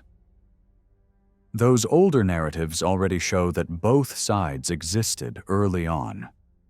The harsh side of her character could naturally expand into the role of a battle goddess, especially among a people whose empire was built on war. At the same time, even in those dramatic tales, she can also show compassion for humanity and mourn great destruction. It is possible that seasonal contrasts in the sky and in Venus's appearances helped shape this double character, but it is safer to see the goddess as one figure whose personality holds opposing forces, tenderness and rage, life-giving fertility and lethal punishment. Ishtar's relationships also shift depending on context. She can be called the daughter of the sky god or the daughter of the moon god, and in both cases the word daughter expresses connection, origin, or allegiance more than a literal family tree. Once the different local forms merged, it became easy for one goddess to carry multiple divine connections at once, since Venus belongs to the sky and also shares the night realm with the moon. In the north, Ishtar existed in many local forms as well, each tied to a specific city's protection, but her role there develops so strongly in its own direction that it belongs to the story of the Assyrian pantheon. Later, Assyrian kings showed devotion to the great southern temples of Ishtar, restoring her sanctuaries, and even returning sacred images taken long before. For them, Honoring the southern forms of Ishtar was also a way of showing loyalty to the same powerful goddess they feared and relied on as warriors. One goddess deserves special attention because, although she was eventually overshadowed by Ishtar like many others, she kept a distinct identity for a remarkably long time. Her name is best understood as Nina. The ancient signs used to write her name suggest the idea of a place that shelters fish, a meaning that implies possession or guardianship rather than a literal house. This same sign was later used for the city known as Nineveh, and because the name Nina also appears written phonetically, it is reasonable to accept Nina as the correct pronunciation for the goddess as well. The Nina mentioned in early Babylonian records doesn't refer to the later Assyrian capital, but to an older town with the same name in southern Mesopotamia. This town appears in the inscriptions of Gudea as one of the settlements that joined together to form the larger capital, later called Lagash. In these texts, the goddess Nina is directly linked with the town that bore her name, just as Ningirsu was linked with Girsu. Her worship is mentioned only by rulers of Lagash, several of whom claimed that she personally chose them for kingship. She is described as favoring Gudea and as having authority over destiny itself. One ruler even took her name as part of his own and expanded her temple, showing the importance of her cult. Nina often appears alongside Ningirsu. Together, they are said to guard his great temple and to grant royal power. This close relationship suggests that the towns of Nina and Girsu may have merged before becoming part of Lagash, and that their patron deities were therefore imagined as a divine couple. As for the later Assyrian Nineveh, it is possible that its origins lie in a migration from the older southern Nina, though there is no firm proof. Such a connection would fit well with the general northward movement of culture in Mesopotamia. If this link is accepted, it becomes likely that Nina was eventually absorbed into Ishtar, since Nineveh was later known as Ishtar's beloved city. In ritual texts, Nina is frequently described as the daughter of Ea, the god of the deep waters. This connection, together with the meaning of her name, points to her original nature as a water goddess. Unlike many other goddesses of the period, she did not belong to the heavenly realm, but to the watery world governed by Ea. For this reason, Nina was originally distinct from Ishtar, Nana, and Anunit. She retained her independence longer than most goddesses of the early pantheon. Even centuries later, Nina still appears as a major divine figure. In an inscription dating to around 1100 BC, she is named as the patron deity of the city of Der in southern Babylonia. There she is again called the daughter of Ea and described as the mistress of goddesses. Lands attached to her temple were restored by royal order, showing that her cult still commanded respect. How her worship reached Der is unknown, but it is possible that priests moved older cults to safer locations during times of foreign domination. Over time, however, Nina's identity faded in the north, and Ishtar absorbed nearly all of her traits, leaving only faint traces of her earlier independence. Another god who appears surprisingly little in early inscriptions is Anu, despite being regarded later as the theoretical head of the pantheon. Early rulers mention him only indirectly. One king calls the moon God the powerful bull of Anu, an image inspired by the crescent shape of the moon and its position in the sky. This shows that Anu was already understood as the god of the heavens, but not yet a popular object of worship. A god representing the sky itself is an abstract idea, and such concepts rarely gain wide appeal in early religious life. Popular religion focused more on forces that were immediate and visible. Only later, when political power became centralized and priesthoods grew stronger, did abstract theology gain influence. In early texts, Anu is not yet fully developed as a personal deity. Instead, heaven itself is personified without being fully worshipped. This explains why goddesses like Bau could be called children of Anu, meaning they were associated with brightness or the sky rather than literally descended from a heavenly god. In one puzzling case, a ruler calls himself priest of Anu, but this is best understood as a metaphor meaning supreme or exalted priest, not a literal servant of the sky god. Some gods appear only briefly in early records and then vanish.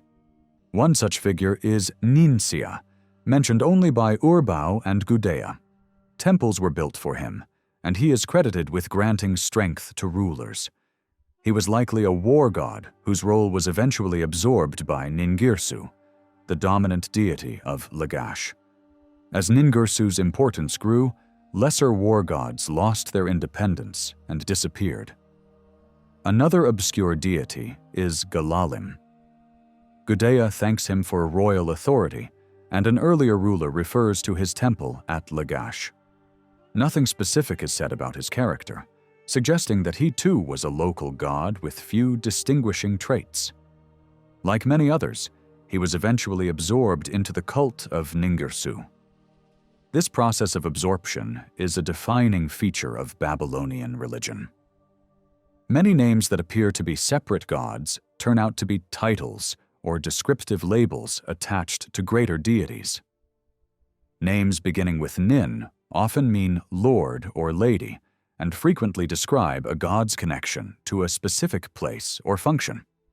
Over time, these titles became mistaken for independent gods.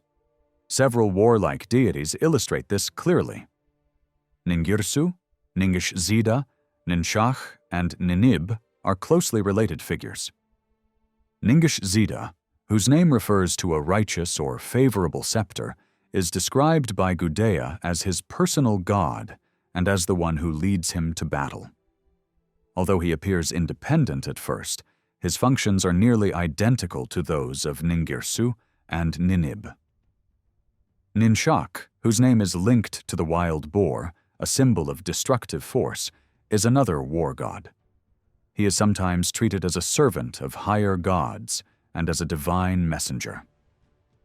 Over time, all these figures were merged into Ninib, the dominant war god. Another figure, Dunshaga, is described as a chief hero and warlike power. Gudea attributes his authority to him, just as he does to Ningirsu. Although Dunshaga may once have been independent, his role was eventually absorbed by the greater war gods as political power became more centralized. Lugalbanda appears as a local god of Uruk, worshipped together with his consort Ningul. Later texts already show signs of his identification with Nergal, another powerful solar and destructive deity. His name suggests strength and kingship, traits shared with Nergal. Ningul, his consort, carries a name that reflects destruction, fitting for a solar goddess paired with a fierce god. Other minor deities appear briefly and then fade. Dumuzi Zuaba is a water deity linked to Ea and associated with a lesser town. His importance declined as Marduk, the chief son of Ea, rose to prominence. Another figure, Dumuzi, distinct from him, belongs more to myth and the afterlife than to political religion, and plays little role in historical records. Several purely local gods appear only because rulers wished to show control over many regions by invoking many divine protectors. This practice emphasized the breadth of their authority. As empires expanded, local gods either disappeared or were absorbed into larger divine figures. Female deities show the same pattern. Many goddesses called Great Lady or Noble Lady turn out to be consorts of more powerful gods. Over time, these figures blur together. The moon god alone could be imagined as having several wives, reflecting both human customs and political mergers of cults. Ningal stands out as the principal consort of the moon god. She is sometimes called the mother of the sun god, reflecting the belief that the moon held a higher rank than the sun. Her worship appears in several cities, showing how major cults spread and absorbed smaller ones. Other local goddesses, such as Ninmar, were tied to specific districts and pilgrimage centers. Though subordinate to greater goddesses like Nina, they enjoyed enough prestige to receive temples and royal attention for centuries. A few minor solar deities appear briefly in lists and inscriptions. Their names are uncertain, but their placement near major sun gods suggests they represented local forms of solar worship. Over time, these too were absorbed into more dominant solar figures.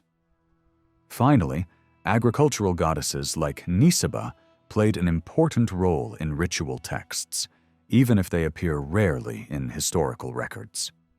She was linked to fertility, grain, and abundance, and later her name became a poetic way to describe prosperity itself. Other small goddesses attached to cities like Uruk disappeared almost completely as larger cults absorbed them. What emerges from all of this is a clear pattern. Babylonian religion constantly reshaped itself to match political reality.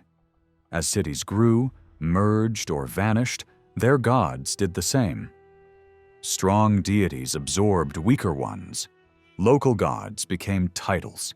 Independent goddesses were merged into a single great mother. Divine relationships mirrored political power, conquest, alliance, and disappearance. In this way, the pantheon evolved alongside the history of Mesopotamia itself. A final point can be added about a small group of lesser gods connected with the great sanctuary of Bau in Uru Azaga. One early ruler, Uru Kagana, mentions that he built small shrines for several of these figures inside Bau's main temple complex. A later scholar suggested that they were considered the sons of Bau, but the surviving evidence does not clearly prove that family relationship. Uru Kagina lists 3 of these names, Zaza Uru, Impa Udu, and Gim Nunta Udu A. 2 of them contain a word meaning radiant or rising up, and one includes an expression that can be understood as a radiant scepter, because another element in the second name also means storm. It becomes possible to read that figure as a fierce, storm-driven form of a sun power, and the third name may point in a similar direction. One part of that third name can be understood as something like a creating lord, which would fit a divine figure linked to power and emergence. From other records, a few more names are sometimes added to this same cluster, such as Kigir Nuna, Kishaga, Gurmu, and Zarmu. Altogether, this creates a list of 7 minor deities that someone once grouped as Bau's sons. Still, the link remains uncertain, and it is just as possible that some of these names were simply alternative titles for gods already known under different names, rather than truly separate divine beings. At first glance, the early inscriptions of Babylonian history seem to mention only a small number of goddesses. This should not be taken to mean that female deities were actually rare. In reality, every god was believed to have a female counterpart, and in some cases more than one. The reason most of these goddesses remain unknown is not their absence, but their limited role. Many of them played only a minor part in religious life and left little trace in historical records. With only a few exceptions, Babylonian goddesses appear as faint reflections of male gods. Their importance depended almost entirely on their association with a stronger divine partner. They possessed little independent authority, and in some cases, none at all. As a result, moving from the earliest period into later stages of Babylonian history, a clear pattern emerges. Goddesses who once had distinct traits were gradually merged together. Over time, this process led to a situation in which there was effectively a single great goddess, appearing under many different names and forms. Female deities continued to hold some visibility in ritual texts and popular beliefs, even as their presence faded from official historical inscriptions. One example is Alat, who later became the dominant goddess of the realm of the dead. She was originally linked to the great god of Nippur, but as the god Nergal rose to prominence as ruler of the underworld, her earlier identity was almost completely erased. Another example is Gula, the consort of the war god Ninib. She appears only occasionally in later historical texts, but she remained highly important in healing rituals, where she was called upon as a divine physician who cured disease. The same pattern applies to several other goddesses. Their role survived most clearly in spells, prayers, and popular religious practices rather than in royal inscriptions. Taken together, these patterns show that Babylonian religion shared a key feature common to many Semitic belief systems. The forces that shaped human fate were imagined as containing both male and female elements. Even when one element dominated publicly, the other was always present in the background. The limited social and political power of women in everyday life likely contributed to the reduced visibility of goddesses, but it did not remove them from the religious imagination. No matter how small a god's domain or how few his worshippers, he was never imagined as standing alone. Each divine figure was accompanied by a female counterpart, following him as closely and inevitably as a shadow follows the body. Gudea shows a clear preference for presenting a very broad and inclusive divine world. In doing so, he follows earlier traditions and also sets a pattern that later rulers of Babylonia and Assyria would continue. For these kings, invoking a large number of gods was not only a religious act, but also a political statement. The more divine powers a ruler could claim as supporters, the greater his authority appeared in the eyes of his people. By bringing the gods of conquered or controlled regions into their official religious framework, rulers reinforced their claims to wide territorial power while also seeking the favor and protection of local cults. Royal inscriptions offered ideal moments for displaying this divine support. Kings regularly placed long lists of gods at the beginning or end of dedicatory texts, publicly aligning themselves with powerful supernatural forces. These lists are especially valuable today, since they provide clear snapshots of which gods were considered important at different moments in Babylonian history. In one inscription alone, Gudea names no fewer than 18 deities. The list includes the great cosmic gods, major regional patrons, and a number of lesser local divinities. Together, these names reflect the geographical reach of Gudea's authority. The gods are called upon to punish anyone who would alter his decrees or erase his accomplishments from memory. In another inscription, Gudea opens by addressing a smaller group of gods closely connected to his own city. He recounts his efforts to strengthen their cults and expresses confidence that they will reward his devotion with success. The order and selection of gods in these lists vary according to context. When an inscription focuses on a specific temple, the god of that sanctuary appears first. Even so, certain divine figures consistently stand above others. Highest of all is the group of three gods who represent the fundamental divisions of the universe: heaven, earth, and water. These deities outrank even the main patron gods of powerful cities. Their elevated position shows that religious thinking was already becoming organized and systematic at a very early stage. This system, however, was still evolving. The moon god already holds the position he would later maintain in fully developed theology, ranking above the sun god. Yet in these early lists, several warrior gods closely associated with Gudea's territory appear before the sun deity. Powerful goddesses are introduced next, and only afterward does the sun god appear, accompanied by a lesser companion. The remaining gods clearly occupy a lower rank and seem to represent local or specialized cults.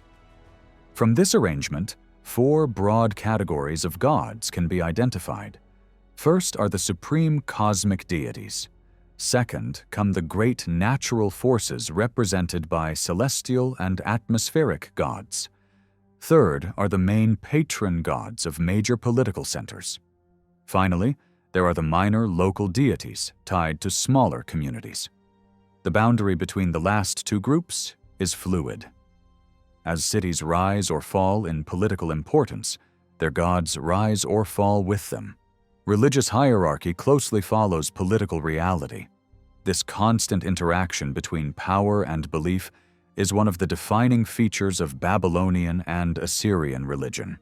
Over time, as theology became more structured and centralized, political influence on religious ranking weakened but never disappeared entirely. Eventually, formal schools of theology fixed the roles and positions of the gods more firmly.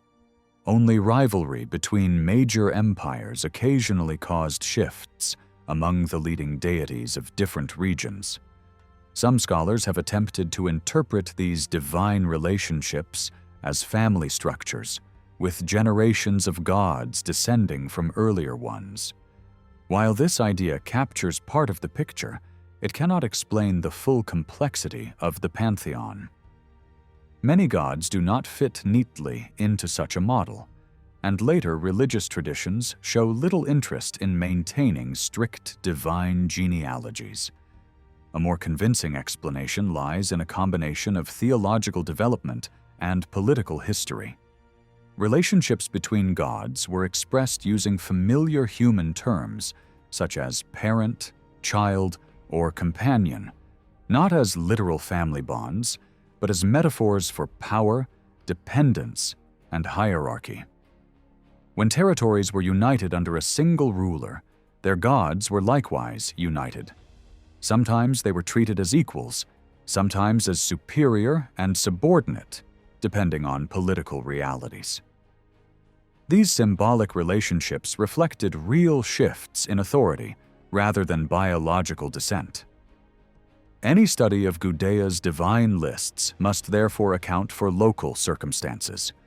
Only by comparing them with other inscriptions can broader religious patterns be distinguished from regional traditions. Such a comparison is possible with the much earlier reign of Lugal-Zaggisi of Uruk. His inscriptions list many of the same major gods, showing that certain deities had already become widely recognized beyond local boundaries. These gods belonged to sacred cities of great age and prestige, and their worship spread naturally as political networks expanded.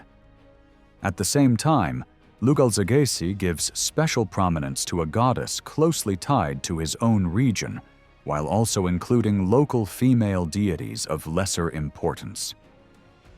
This reflects a consistent pattern. Rulers balanced universal gods with local ones, not only out of devotion, but also to project authority and legitimacy. Together, these inscriptions reveal a religion in transition. Certain gods were becoming shared across regions, while others remained tied to specific places. rulers emphasized local deities not because of their independent power, but because a large and impressive pantheon mirrored the size and ambition of the realm itself. The early Babylonian pantheon can now be viewed as a broad and flexible religious world rather than a fixed list of divine figures. The names and titles known from surviving texts represent only a portion of the gods worshipped during this long period. It is highly likely that many additional deities existed whose names appear only in later sources or religious traditions. The structure of early Babylonian belief naturally produced an ever-growing number of gods. As new towns emerged, new local cults followed, each centered on its own divine protector. Most of these gods never rose to major importance, yet their names circulated beyond their local settings, especially when rulers mentioned them to enhance their own prestige. By honoring such deities with impressive titles, kings displayed both religious devotion and political reach, regardless of whether those titles fully reflected the god's original nature. Before the political unification of Babylonia, multiple local cults could flourish at the same time. Gods linked to major cities such as Lagash, Ur, Uruk, and Nippur maintained their prominence even when the political influence of those cities declined. When one region came under the control of another, the victorious ruler often adopted the defeated city's patron god into his own religious system. This did not weaken the older cult. On the contrary, it often expanded its influence. The moon god associated with Ur continued to gain followers even after Ur lost political dominance, as new rulers sought to demonstrate reverence equal to or greater than that of earlier generations.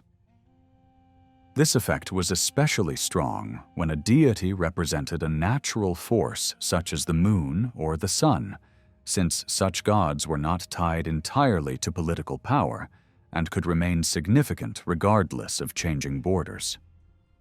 As a result, certain gods appear consistently throughout the entire early period of Babylonian history, which itself spans roughly 2,000 years. These deities fall into two broad groups. Some originated as purely local gods, whose survival depended on the lasting importance of their cities. Others were also tied to specific locations, but represented universal natural powers, giving them a wider appeal.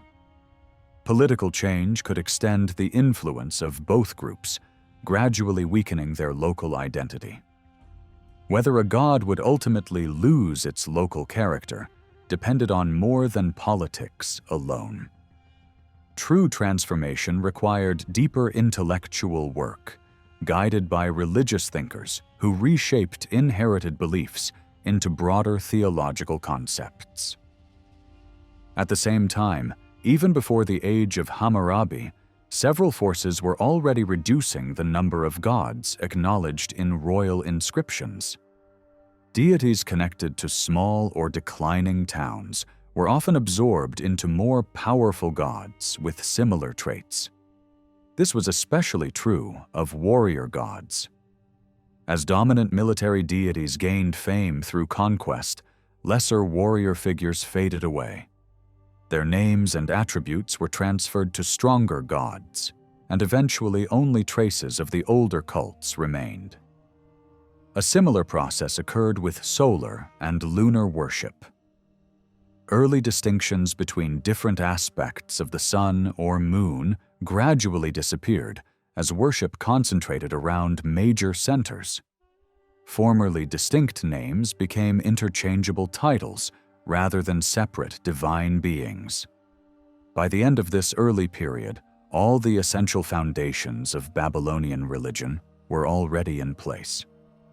Later ages introduced new gods, but they did not fundamentally alter how worship functioned or how the divine world was understood. What changed instead was organization. The relationships between gods became clearer, their roles more sharply defined, and religious duties more carefully regulated. Ritual practices expanded, theological ideas took firmer shape, and traditional stories were reworked to reflect new ways of thinking. Myth and legend were refined, combined, and given deeper meaning, creating a religious system suited to a more complex society.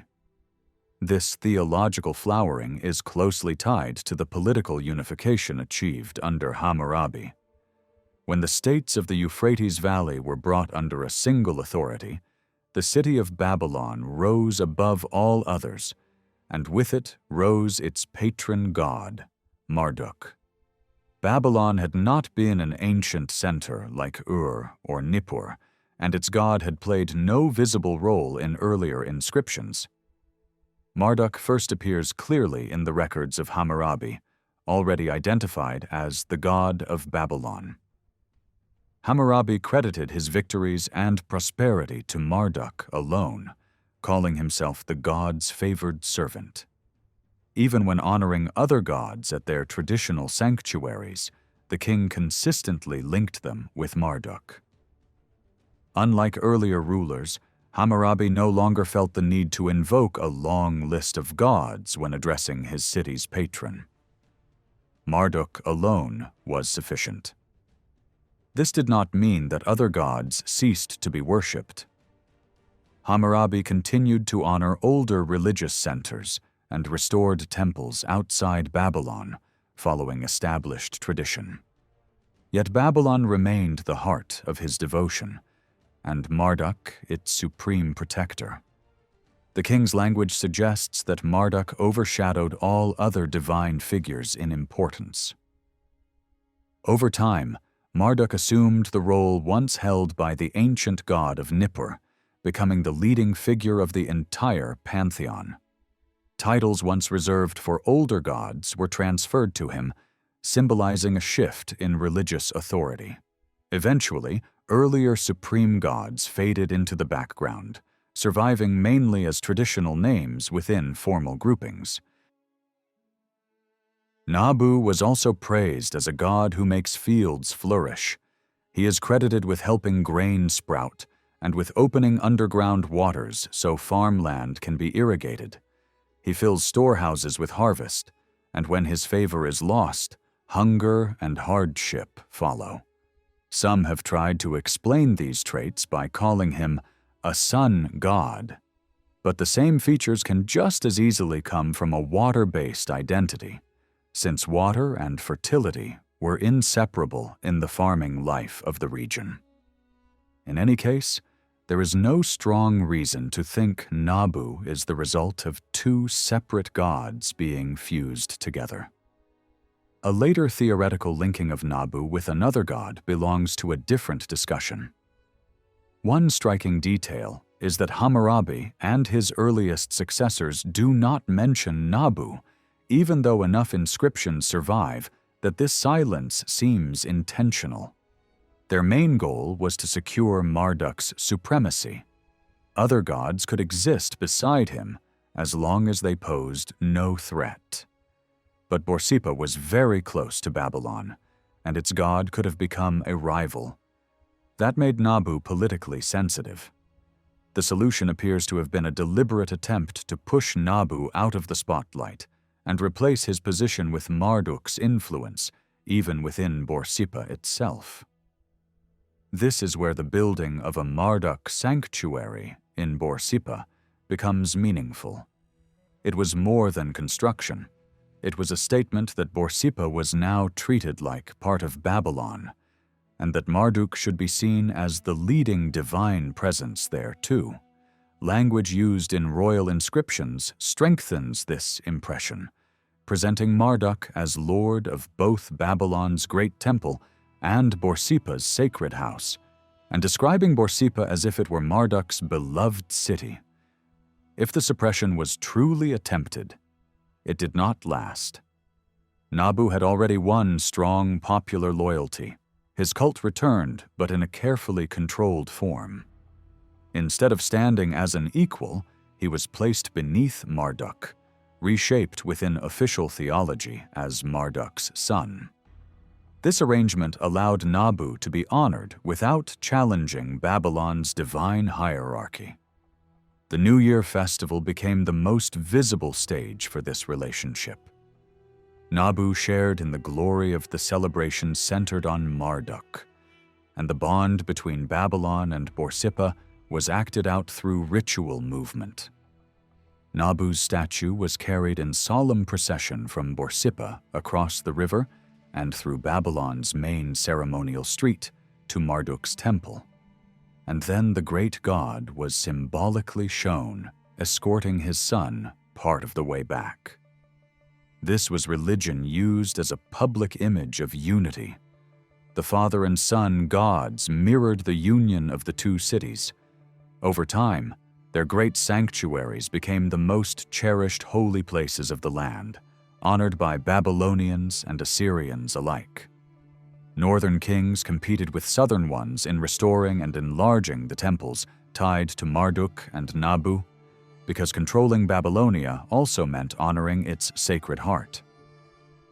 In Assyria, Nabu's popularity grew even more. Assyrian rulers often spoke of him as the source of wisdom, and they treated his symbol, the staff, as carrying a double meaning. It could be read as the stylus of the scribe, and also as the scepter of kingship. He became a god who grants authority, strengthens order, and punishes rebellion by allowing foreign domination. Political strategy likely played a role in this. Assyrian kings wanted to honor Babylonian gods to show legitimacy over the south, but they also had to avoid offending Ashur, the warrior god who stood at the head of Assyria's own pantheon. Marduk, being too close in role to a supreme national god, could feel like a rival to Ashur. Nabu, by contrast, represented wisdom and writing, a different domain that could be celebrated without threatening Ashur's position. By honoring the son rather than the father, Assyrian rulers could respect Babylonian tradition while keeping their own divine order intact. Nabu's cult spread widely in Assyria, with shrines and multiple statues placed in major cities, even while people still recognized that his true home remained in Borsippa. At certain points, especially by the end of the 9th century before the Common Era, the scale of devotion to Nabu in the north became so intense that it almost looked like an attempt to focus religious life around him. But that could never fully replace Ashur, whose identity matched Assyria's imperial mission of conquest. Nabu's prestige continued into later centuries and gained fresh power in the age of Ashurbanipal, famous for collecting texts and supporting scholarship. In that world, Nabu was praised as the one who opens ears to understanding, the divine patron behind learning and libraries. This northern enthusiasm later influenced Babylonia as well. In the renewed Babylonian kingdom, it is no coincidence that several kings carried Nabu's name as part of their own. Even while giving top devotion to Marduk, these rulers clearly held Nabu in high regard.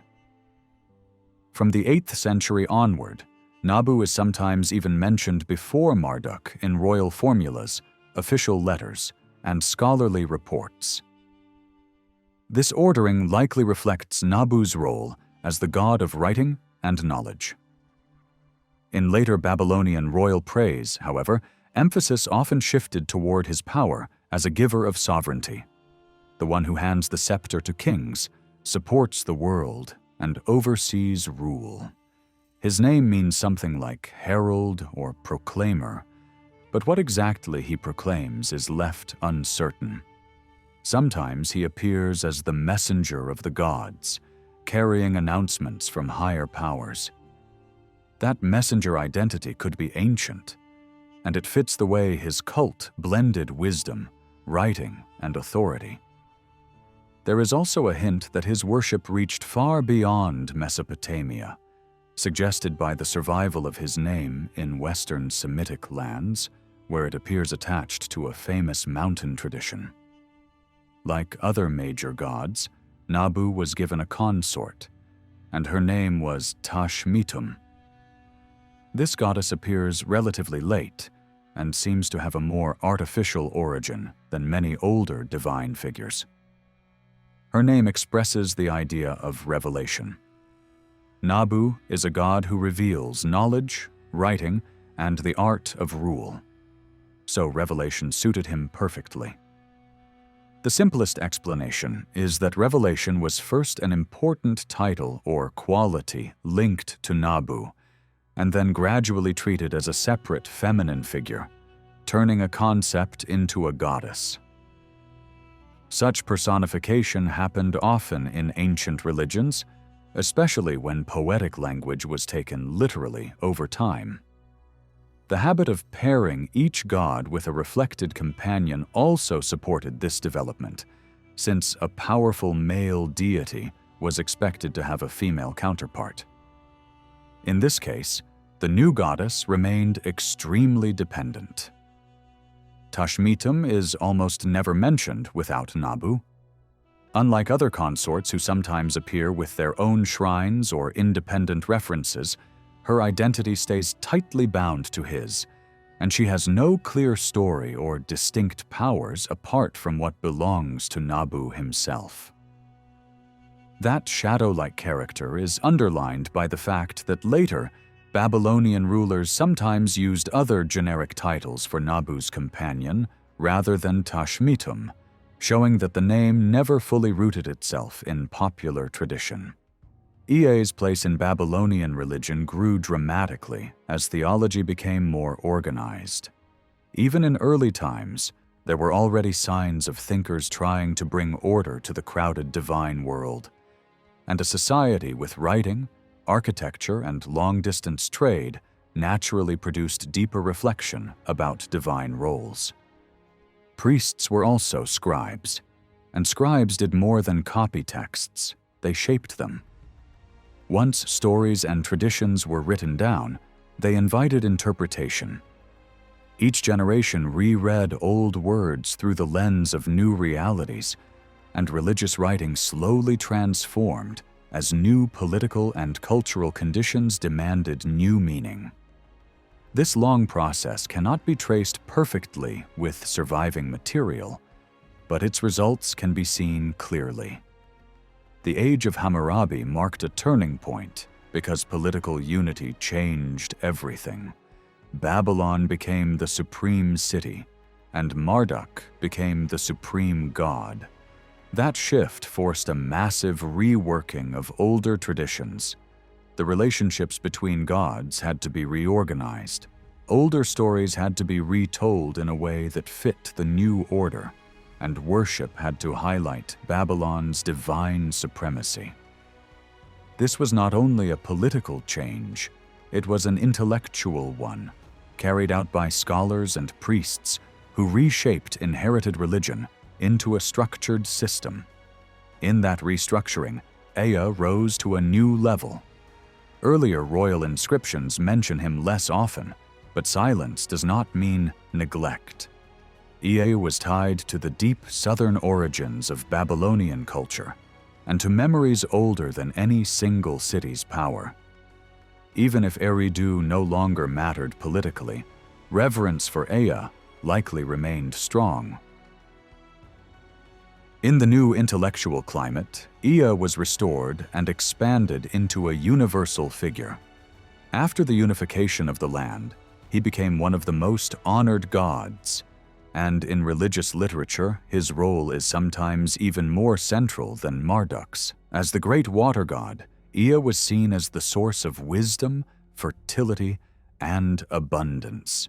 Springs and fountains belonged to him. He became the great benefactor who guides humanity, protects people from evil forces, and stands as the last refuge in healing and exorcism. When disaster threatens mankind in myth, Ea is the one who intervenes. When sickness strikes, Ea is the power ultimately appealed to for rescue. He is closely tied to physicians, and to the protection of life. Ea also became a patron of civilization itself. He is credited with inspiring crafts and artistry, linked with metalwork, precious stones, sculpture, and the creation of sacred protective figures and images. He stands behind the skills that shaped temples, palaces, and the symbols of kingship. In this expanded form, he loses his strict local connection. He is no longer simply the god of one city. He belongs to all of Babylonia, and that universal role encouraged the idea of a shared human bond beyond city rivalry. Yet this expansion created a problem. Ea's wisdom and power could not be allowed to eclipse Marduk, the god whose supremacy expressed Babylon's political and religious dominance. At the same time, Babylon's new status as the center of culture required that Marduk also be portrayed as wise. The solution was not to merge Ea and Marduk into one, because Ea was too ancient and too deeply rooted in the shared heritage of the land. Instead, theology reshaped their relationship into a family bond. Ea became the father of Marduk, the proud parent who willingly hands over his strength, wisdom, and authority to his son. Through that image, the old and the new were reconciled. Ea remained honored as the ancient source of wisdom, while Marduk stood as the supreme ruler of the present order, supported rather than threatened by the greatness of his divine father. In many Babylonian spells and healing prayers, Ea and Marduk appear side by side. The pattern is usually the same. A person suffering from illness or misfortune calls out to Marduk. Marduk then carries the request to his father Ea. Ea answers with humility, saying that his son already knows everything he himself knows, and then he gives the practical directions for what must be done. Marduk delivers these instructions back to the sufferer, so he becomes the bridge between the divine world and ordinary people. The structure of these texts makes the goal obvious. They were shaped to magnify Marduk's importance. That kind of editing fits a period when Marduk's cult had become dominant, after Hammurabi's era, and before Babylonia fell under Assyrian control. Not every spell was rewritten in this way. Some still address Ea directly, without mentioning Marduk at all, which supports the idea that the paired versions were adjusted later to match Marduk's elevated place. There are also spells where only Marduk is named. Those are either later compositions from a time when Marduk's supremacy was already firmly established, or older texts where Ea's name was simply swapped out for Marduk's. A clear example of this kind of theological reshaping appears in the Great Creation story. Before human beings can be made, a terrifying chaos monster named Tiamat must be defeated. The gods are frightened and hesitate, and only one champion overcomes her. In the version that became standard, Marduk is the hero. Yet the story strongly suggests that this victory originally belonged to a different and older god, the great Bel of Nippur, who was treated as the ruling power of the earth. In that older logic, defeating chaos and preparing the world for humanity suited Bel perfectly. Later theologians, working in a political world where Babylon was supreme, needed a way to keep the ancient prestige of Bel while still giving the decisive glory to Marduk. Their solution is dramatic. The divine assembly celebrates Marduk, arms him, blesses him, and proclaims him king. After his victory, the gods compete in praising him, pouring titles on him as if building a new throne with words. Then Bel himself steps forward like an elder yielding the crown and gives Marduk a title that means Lord of all lands. In Babylonian thinking, handing over a name is not a polite compliment. It is the transfer of authority. That is how Marduk becomes known as Bel, in the sense of supreme lord, while the older Bel slowly fades into the background. Ea is also brought into this scene on purpose. It is not enough that Bel honors Marduk. Ea too greets his son and gives him his own name, which again means passing on power. There is a deeper reason behind this. After the monster is defeated, the next step is the creation of humanity. In older tradition, the maker of humanity was associated with Bel, and some very ancient accounts explicitly say Bel created humankind. Once the story placed Marduk in Bel's place as champion, it also pushed Marduk towards the role of creator. But that move could not be made cleanly unless Ea agreed, because Ea had come to be seen as the protector of humanity above all other gods. Ea could accept Bel being replaced in battle, but the creation of humanity touched his own domain. So the narrative insists that Marduk receives Ea's authority as well, making it legitimate for him to take on creative power. This also hints that there must have been another tradition in circulation in which Ea, not Bel, was the creator of humanity. That idea fits other pieces of evidence. Ea is sometimes described with titles that match a maker shaping living beings from clay, and certain names built around Ea preserve the sense that he creates. Not every major story was revised to spotlight Marduk. Some older epics keep Ea in the foreground without bringing Marduk in at all.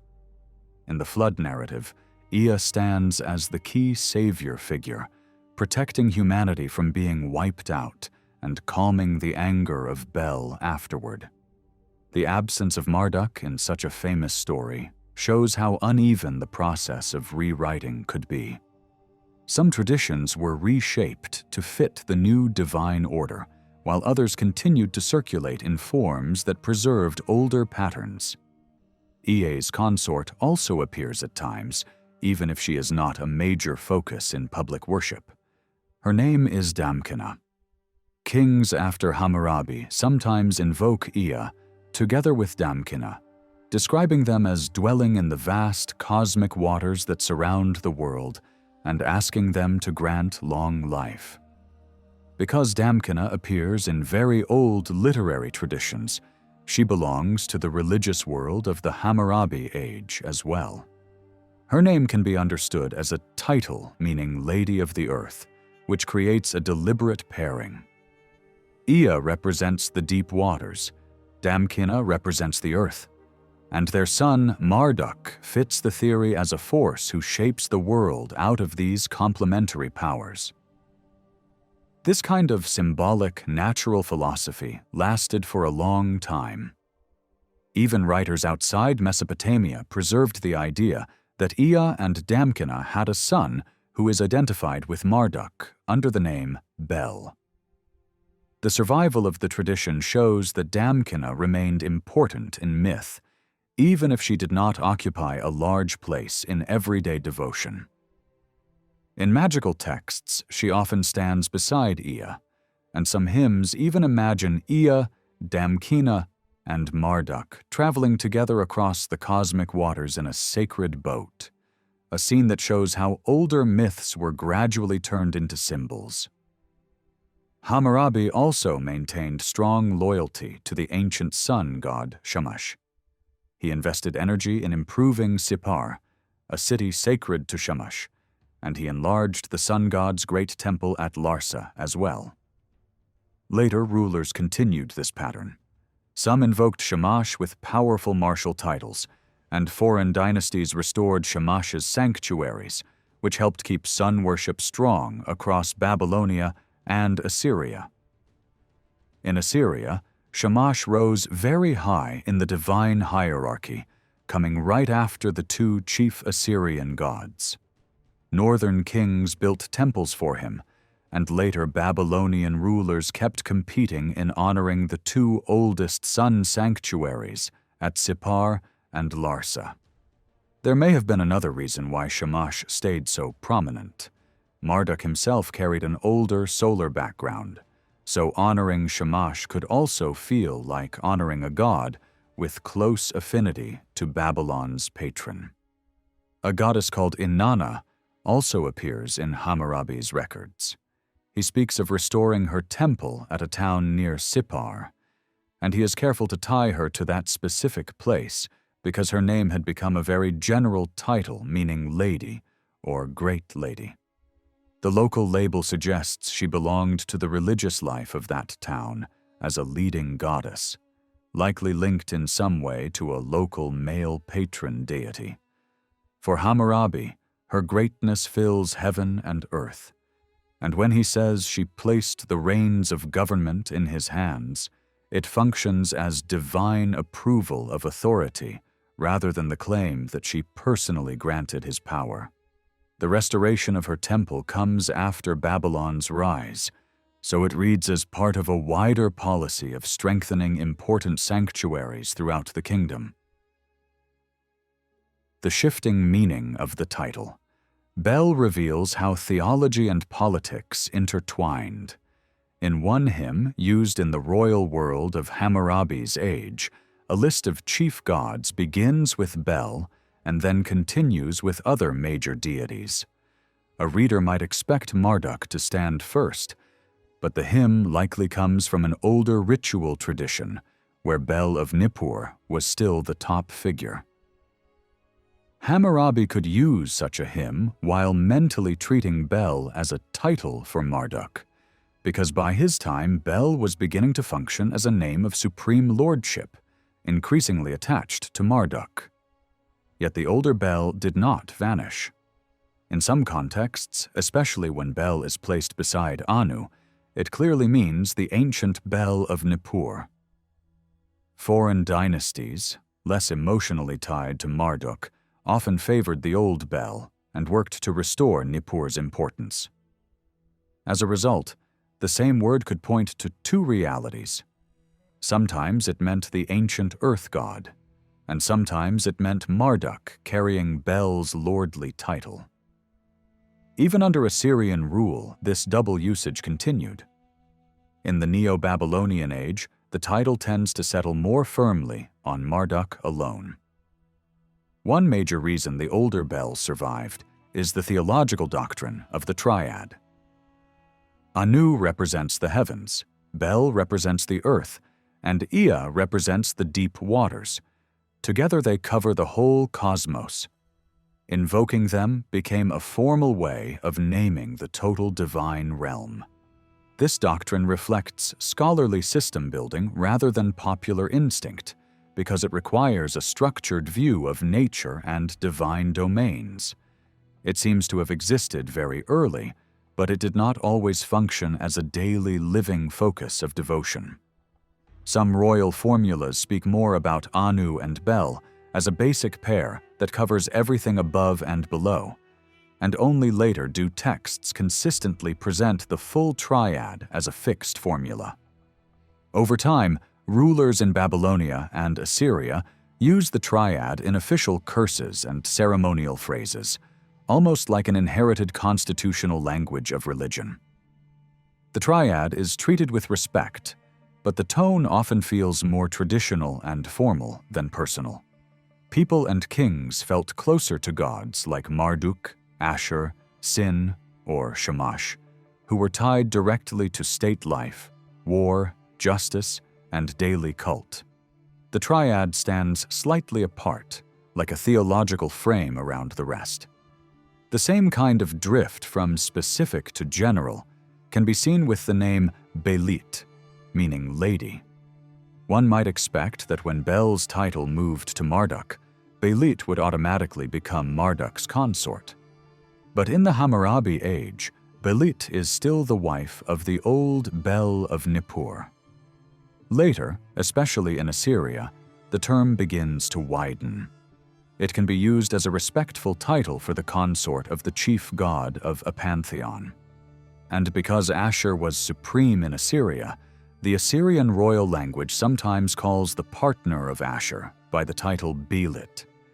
At the same time, other texts still use Belit in its older and more specific sense for the ancient southern goddess tied to Bel of Nippur. The result is that two uses of the word can exist side by side, one pointing to the traditional Belit of Babylonia, and another functioning as an elevated title meaning lady for the leading divine partner in Assyria. To avoid confusion, later texts sometimes add geographical labels when needed.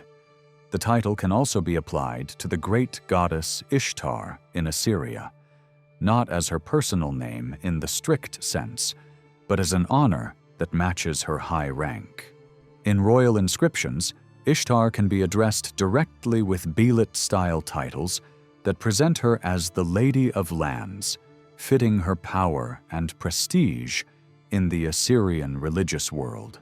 In the later age of Babylonian history, devotion to the highest sky god becomes tied more tightly than ever to Anu's role as the first figure in the great threefold order of the universe. In Hammurabi's time, Anu feels distant and almost abstract. He appears mainly as a heavenly authority who, together with Bel, gives formal approval to the king's right to rule. The same atmosphere continues in the generations that follow.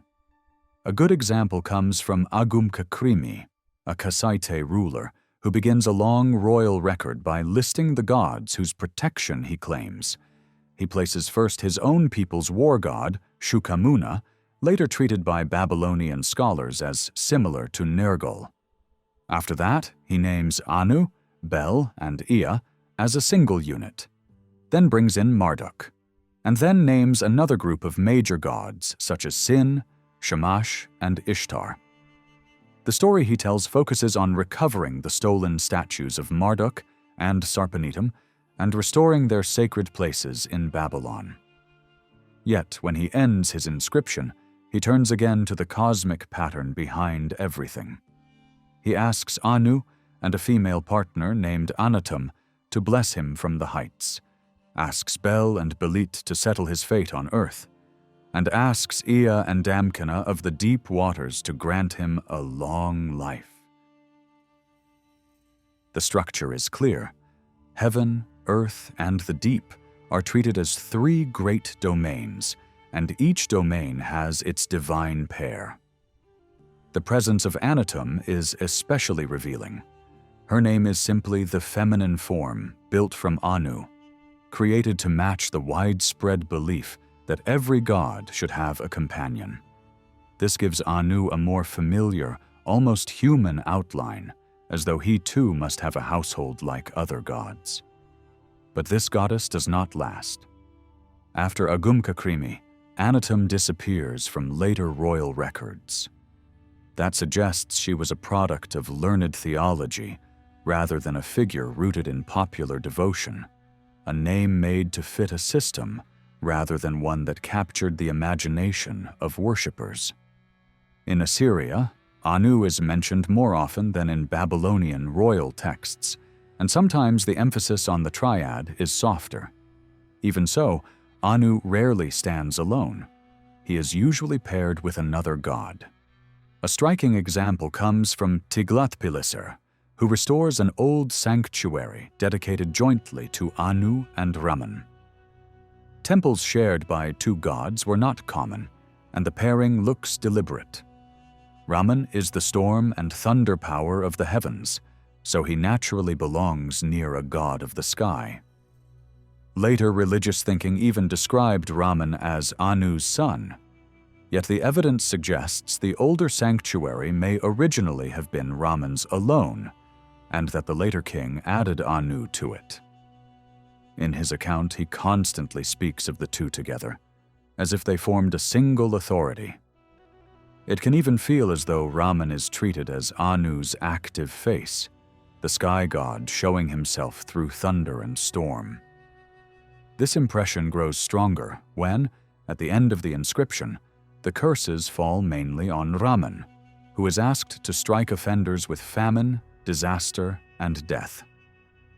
At other times, Assyrian kings connect Anu with Dagon. In that setting, Dagon functions much like Bel, so speaking of Anu and Dagon is essentially the same as speaking of Anu and Bel. Beyond these pairings, Anu tends to appear only when lists of major gods are given, or when the classic triad is invoked. After the reign of Sargon, Anu's name fades from Assyrian royal religion altogether. One reason is the steady rise of Ashur as the absolute head of the Assyrian divine order. A supreme position could not easily be shared. Once Ashur claimed it fully, there was no place left that matched Anu's status as an independent ruler of the heavens. In a sense, Ashur takes over part of Anu's role. In Babylonia, however, an old local memory lingered. A city called Der continued to be linked with Anu, an echo of an earlier time when the god may have been imagined as the patron of a specific place. Religious writings paint a different picture. In learned stories and reworked traditions, Anu becomes far more elevated than in royal inscriptions.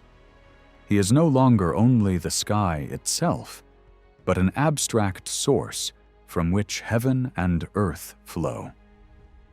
The oldest gods of tradition are treated as expressions of Anu, sometimes as expressions of Anu together with a female counterpart. Yet even here, Anu is not approached in a simple, direct way.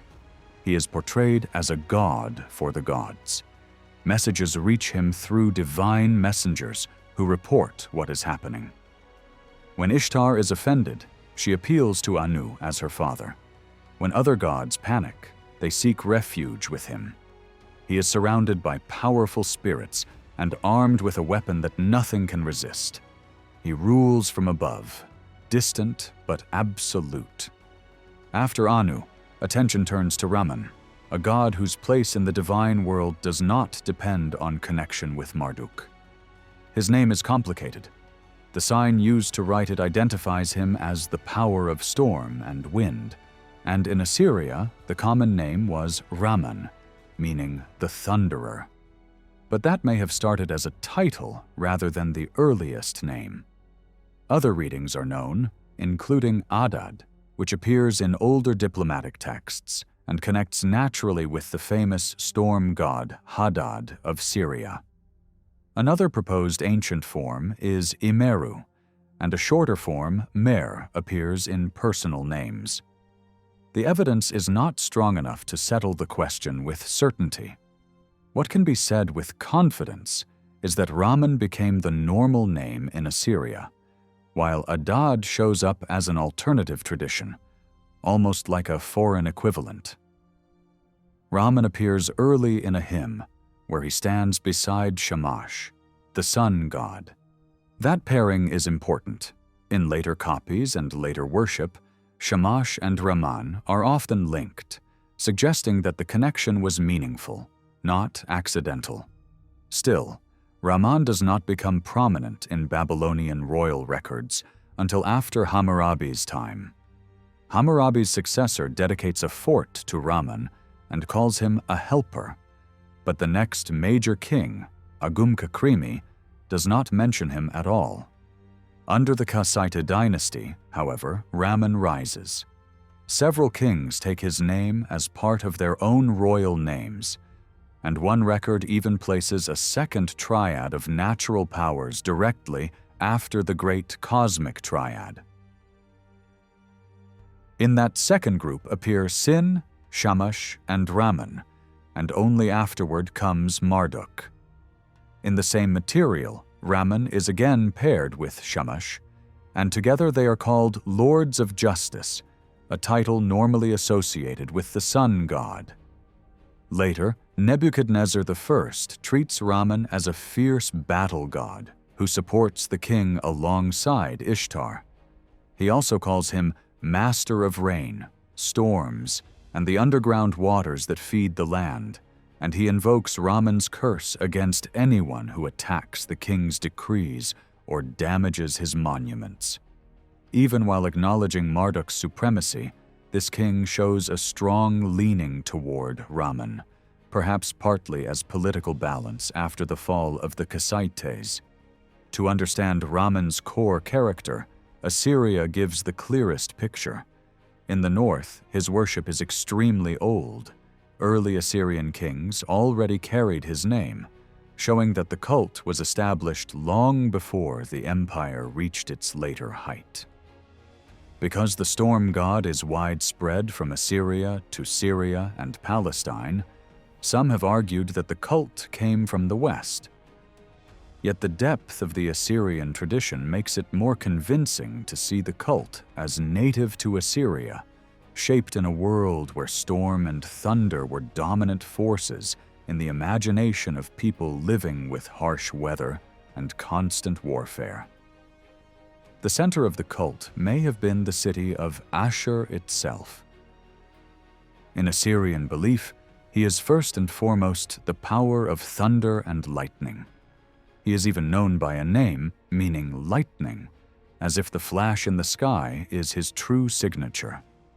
That may also help explain why he could be linked to the great light of heaven, the sun, since many ancient cultures treated sun and lightning as related forms of power.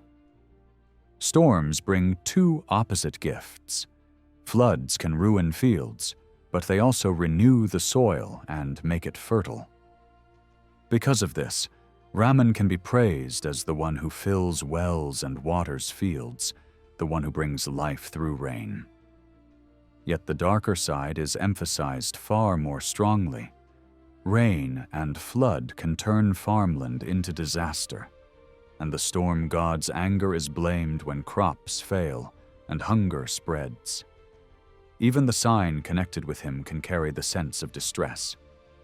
When famine and ruin arrive, it is the cloud god, the rain god, the overflow god whose wrath is believed to be at work. His roar signals coming misfortune, and prayers ask him to stand at the right side of the suffering person as a protector. It is easy to see how a god who commands the battle of the elements could also become a god of battle in war. In Assyria, he appears constantly in royal records as a terrifying force on the battlefield, sometimes so present that he almost rivals the chief god. Final victory is credited to Ashur, but in the crisis of combat, Raman's presence is invoked with nearly equal urgency. He receives sacrifices and prayers at critical moments, the thunder god fighting alongside the empire's war god. Because this storm cult is so strongly shaped by Assyrian history and warfare, Raman's story naturally belongs to the specifically Assyrian religious world as much as to the broader Babylonian one. His divine partner, the goddess Shala, is also best understood within that northern setting, where the storm god's power became one of the most feared and most frequently invoked forces in the empire's life. Among the remaining gods whose names appear in Hammurabi's inscriptions, there is little that stands out as new or distinctive. The qualities attributed to them are largely the same as those found in earlier records. For this reason, it is enough to present them briefly rather than examine them in detail. The most extensive list comes from a hymn already mentioned, though the text is damaged and incomplete, so it cannot be said with certainty that it represents the full range of gods honored at the time. The hymn begins with Bel, meaning the ancient Bel of Nippur. After him come Sin, Ninib, Ishtar, Shamash, and Raman. At this point the tablet breaks, and when the text resumes, a god is praised with such enthusiasm that it strongly suggests Hammurabi added a section devoted to his favored god Marduk to an older composition. In this hymn, Bel is credited with granting royal authority to the king. Sin bestows noble splendor. Ninib provides a powerful weapon. Ishtar organizes the battle ranks, while Shamash and Raman stand ready to support the king in his actions. Even so, This hymn does not exhaust the divine world known in Hammurabi's time. Inscriptions from his successors allow additional names to be added. From the reign of Samsu-iluna come Nin-Kar-Sag, Nergal, and Lugal-Mit-Tu. Agum-Kakrimi adds Shukamuna. During the Kassite period, further names appear, including Nindim-Su, Bakad, Pap-Yu, Belit-Ekali, and Shumalia. Under Kassite rule, Marduk temporarily loses the central position he had held under native Babylonian kings. That position is restored by Nebuchadnezzar I, who successfully removes the Kassites from power. Yet even he invokes many gods besides Marduk. In his only surviving inscription, he lists them in the following order: Ninib, Gula, Raman, Shumalia, Nergal, Shir, Shubu, Sin, and Belit of Akkad. He also refers to Anu as the special god of the city of Der, and mentions a goddess named Aria, worshipped in Elam. Later still, additional divine names such as Malik and Bunene appear in the records of Nabu-Balidin. From Hammurabi down to the time when Babylonian governors became dependent on Assyrian rulers, this long span can be divided into 3 phases. The age of Hammurabi and his immediate successors, the Kassite dynasty, and the restoration of native Babylonian kings. When the divine names from these 3 phases are compared, several gods appear consistently throughout. These include Marduk, Bel, Shamash, and Raman. In addition, the evidence supports including the following figures as part of the Babylonian religious world during the entire period: Sarpanitum, Belit, Tashmitum, Sin, Ninib, Ishtar, Nergal, Nin-Kar-Sag, and the other members of the cosmic triad, Anu and Ea, together with their female counterparts, Anatum and Damkina. All of these gods and goddesses appear in texts from both the early and later phases of the period. Their occasional absence from Kassite inscriptions is best explained by the limited number of surviving records from that dynasty, rather than by a real change in belief. Some of the gods mentioned are clearly foreign, such as Shukamuna and Shumalia, who belong to the Kassite tradition. Others have only local importance, such as Shir and Shubu. As for Sin, Ninib, and Ishtar, none of these gods rises to overwhelming prominence during this era. Their traditional local cults continue at their old centers, but they rarely appear in official royal texts, except in closing sections where long lists of gods are invoked to strengthen curses against enemies or those who might damage royal monuments. Sin, however, deserves special notice. During the Kassite period, he already stands at the head of a secondary group of major gods that includes Sin, Shamash, and Raman, or sometimes Ishtar. An inscription of Nebuchadnezzar I also reveals a district called Bit Kaban, where Sin was worshipped together with Belit of Akkad as a patron deity. Despite this, Nebuchadnezzar does not place Sin among the highest gods in his lists. Ninib continues to appear mainly as a god of war. After Hammurabi, he is mentioned only once during the Kassite period, but he regains importance under Nebuchadnezzar I. In that king's inscriptions, Ninib leads the list of gods whose curses are called down upon royal enemies and is honored with the title King of Heaven and Earth. Ishtar during this period is also emphasized almost entirely for her warlike nature. While Agum-Kakrimi assigns her a relatively modest place, Nebuchadnezzar elevates her position, placing her immediately after Anu and before Raman and Marduk. This rise anticipates the dominant role she will later assume during Assyrian rule.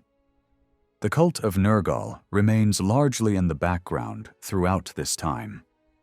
In the historical records, he virtually disappears until the reign of Nebuchadnezzar I, when he is briefly invoked together with Raman and Nana as one of the gods of a Babylonian region called Namar. The exact location of Namar is still unknown, but since Nergal was traditionally linked with the city of Kutha, it is possible that this city lay within that district. In any case, the silence of the texts suggests that Kutha held little political importance in the unified Babylonian state, and that Nergal's worship, apart from his well-known role in beliefs about the underworld, remained largely local in scope. Finally, it is noteworthy that Samsu-iluna, the son of Hammurabi, refers to Beilit of Nippur under the name Ninkar-Sag, which is known to be one of her oldest and most traditional titles,